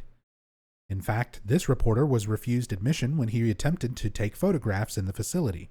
What exactly do the folks at Hope House have to hide? During my investigations, I was able to discover, however, a suspicious-looking round concrete tower which appears to be part of their facilities. That's the water prison in Silent Hill 4. Unfortunately, no one was willing to tell us what the tower was used for, but it seems unlikely that it has anything to do with the business of raising orphans. It may in fact be a prison or a secret place of worship. The cult religion that operates Hope House is known by the locals simply as the Order. This is the first official time in the series that we get a name for the cult. This is where we first learn that they're called the Order. It's a religion that is deeply interwoven with Silent Hill's history, but its worshippers' fervent belief that they are among the elite chosen people has a dark and dangerous side. I intend to continue my investigation of Hope House and the cult behind it.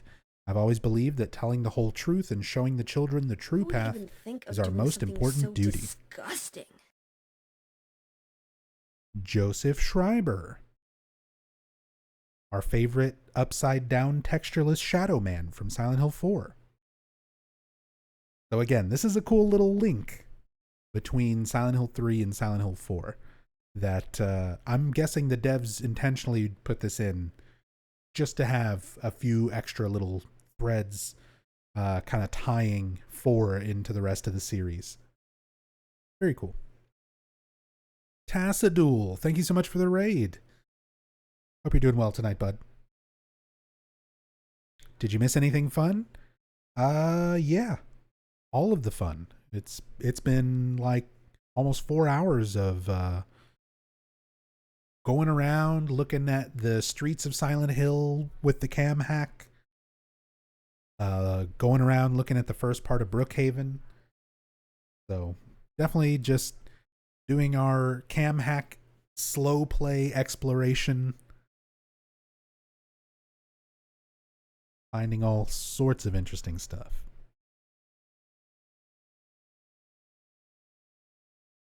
Hope House. I feel like I've heard that name before. So they even give Heather a little bit of familiarity because now that this is established, this like cult history using this orphanage, Alessa would have been familiar with it. So you get Heather making that little remark. That sounds familiar. You would have known about it from her life as Alessa. And Dahlia is one of the like key cultists who has a hand in what's going on at Hope House, Wish House, whatever house. L House, LLC.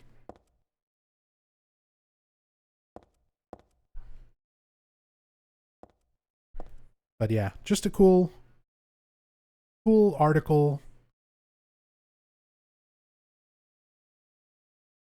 Neat thing tying Silent Hill 4 in. Cool magazine cover. Again, taken from a real magazine. I'll have to go back and check my notes and stuff and see, or possibly find it again through this reverse image search. But and then little Easter egg there with Maria up in the corner. Neat stuff. Even the things that I've already known about. It's cool looking at them on my own with a free cam, not just like a screenshot on the internet, you know?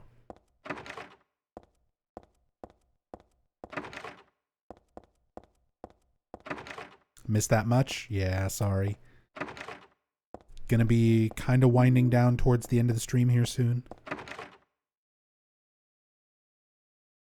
At least Castlevania Dawn of Sorrow kind of makes it worth it. Oh, is that what you were playing?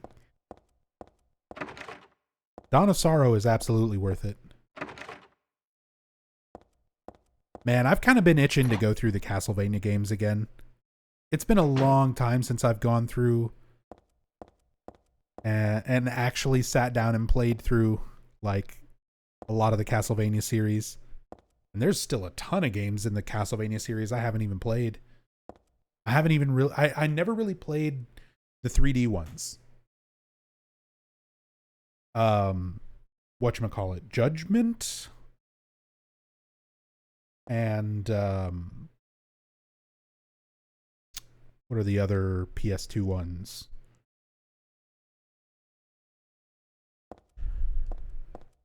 You came from streaming the arcade one? Oh my god, everybody's playing Castlevania. Maybe I should be playing Castlevania. I've already said I'm playing nothing but Silent Hill for the next 2 months, so. Lament of Innocence and Curse of Darkness. Thank you, Cass. I still need to play those. I've seen bits and pieces of them, like with friends playing them. But I still need to play those myself, actually. Pretty much, I've only ever played 2D Castlevania games. I've played all the original like NES, Famicom games.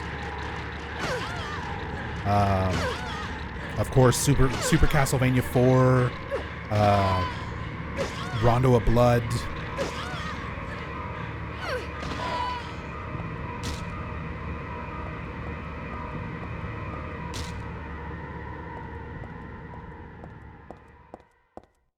Symphony of the Night, of course.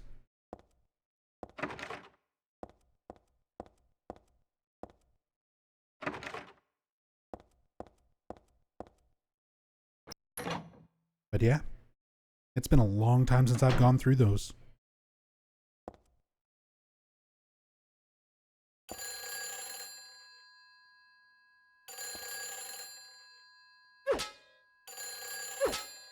No. Bad Leonard. Stop calling me. Leave me alone.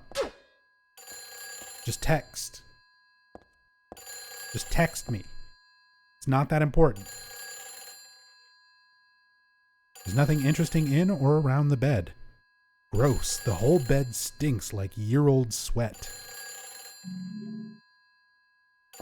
Only 1 year old?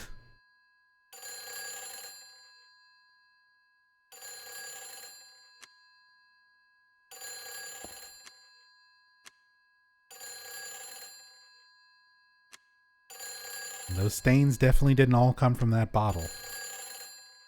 Get that. There's even like little pieces of trash in the trash can that you can never normally see. So many details. There's a box under the bed?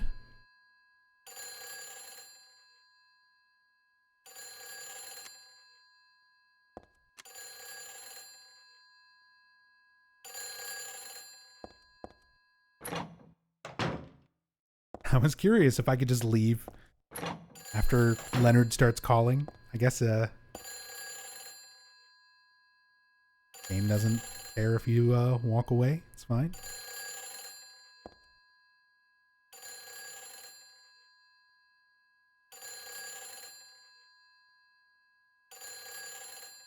Look at that, dude. So when I'm at this angle, you can see there's a very, very light fog effect behind the window.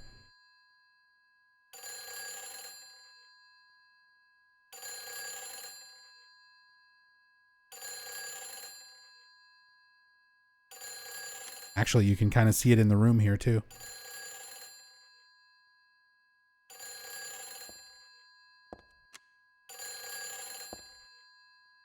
That's cool though. Because you don't normally see fog in like every place. Wow, that's kind of a cool shot just seeing it from outside too.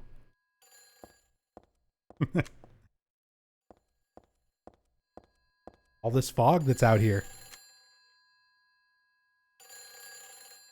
Again, simplest thing for a game developer to do. It's just a little closed off area. It's just a closed off window. You don't need to see anything in or out of it. You could just slap a plain texture on this and call it a day. And Team Silent put a little more effort in.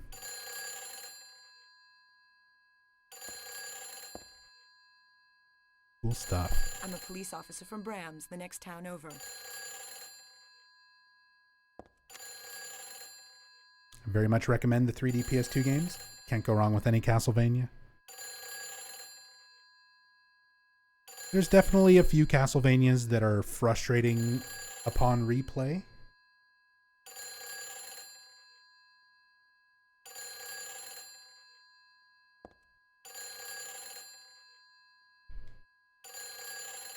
Sorry, I just like this kind of view of Heather from outside. All right, let's answer the phone. Talk to Leonard. Sadly, I cannot manipulate the camera during cutscenes. Well, I can, but I can only make it do one thing. I can make the camera turn around and leave the cutscene. Hello? and then we don't see anything. You're always trying to run from your responsibility. But that's all I can do. Have you come to apologize? Or maybe you still don't realize how foolish you've been. The salvation of all mankind. Have you come to apologize? A ridiculous dream. Wait, just listen to me for a second. I've heard enough from you already. How did you turn out this way? Where did I go wrong? Listen to me already. I'm not Claudia. You're not Claudia. My name is Heather. Heather. Who are you? Leonard Wolf. I'm sorry. I thought you were my daughter.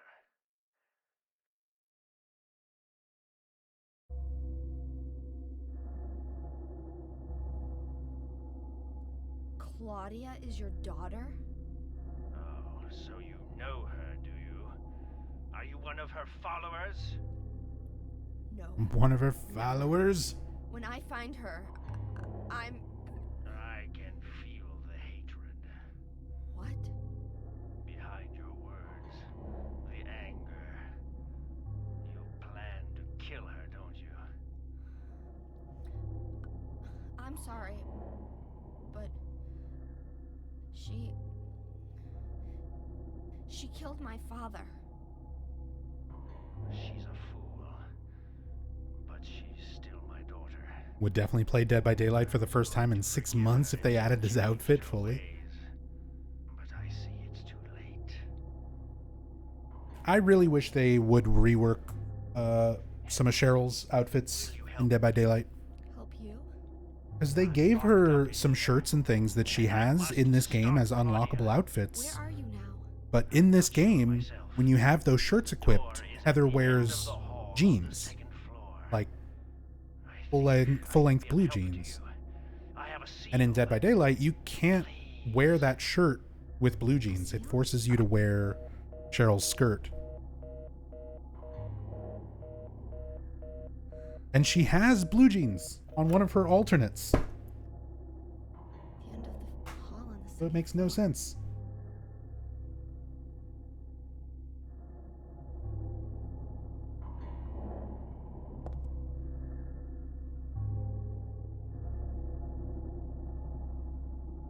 Why does Heather look like someone bought a PS5 instead of their underwear they've been neglecting to replace? That is very specific. It's an unlockable costume called the God of Thunder outfit.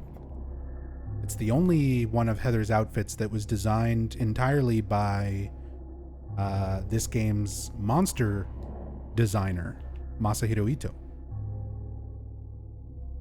So he just put a bunch of cool monsters on it, essentially. Traditional Japanese demons.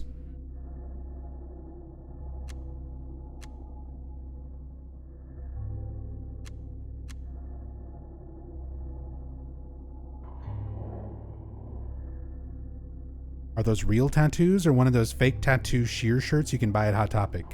I mean, if we change outfits, the tattoos go away. So, you be the judge.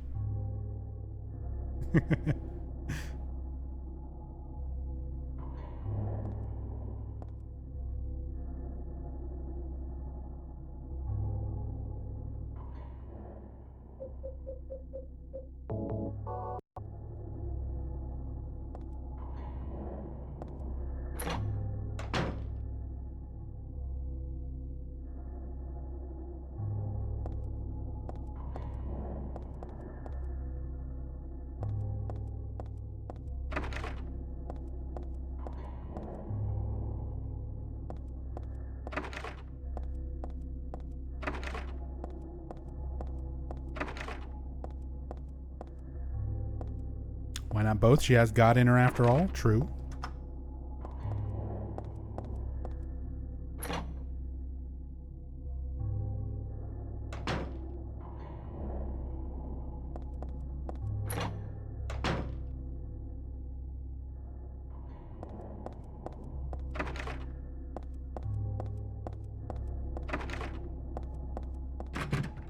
That should be everything on this floor. Explored and looked at. Now, head downstairs and we will have a new door where there wasn't one previously.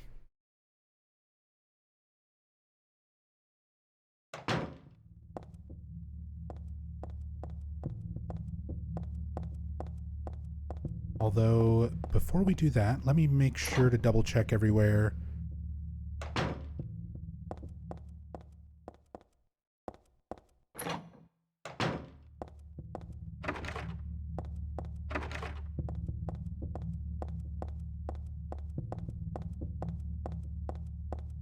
Just make sure there wasn't anything else. Any of these other little areas, little corners of the rooms that I wanted to take a closer look at. But too much.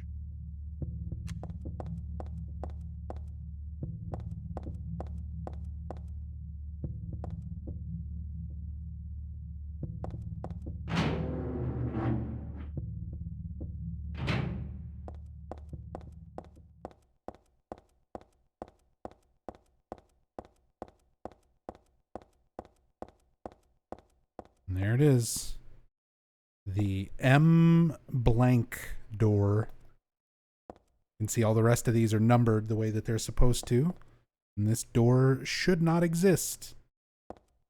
And this is the door that's going to lead into Otherworld Brook Haven. And that is where we will pick up tomorrow.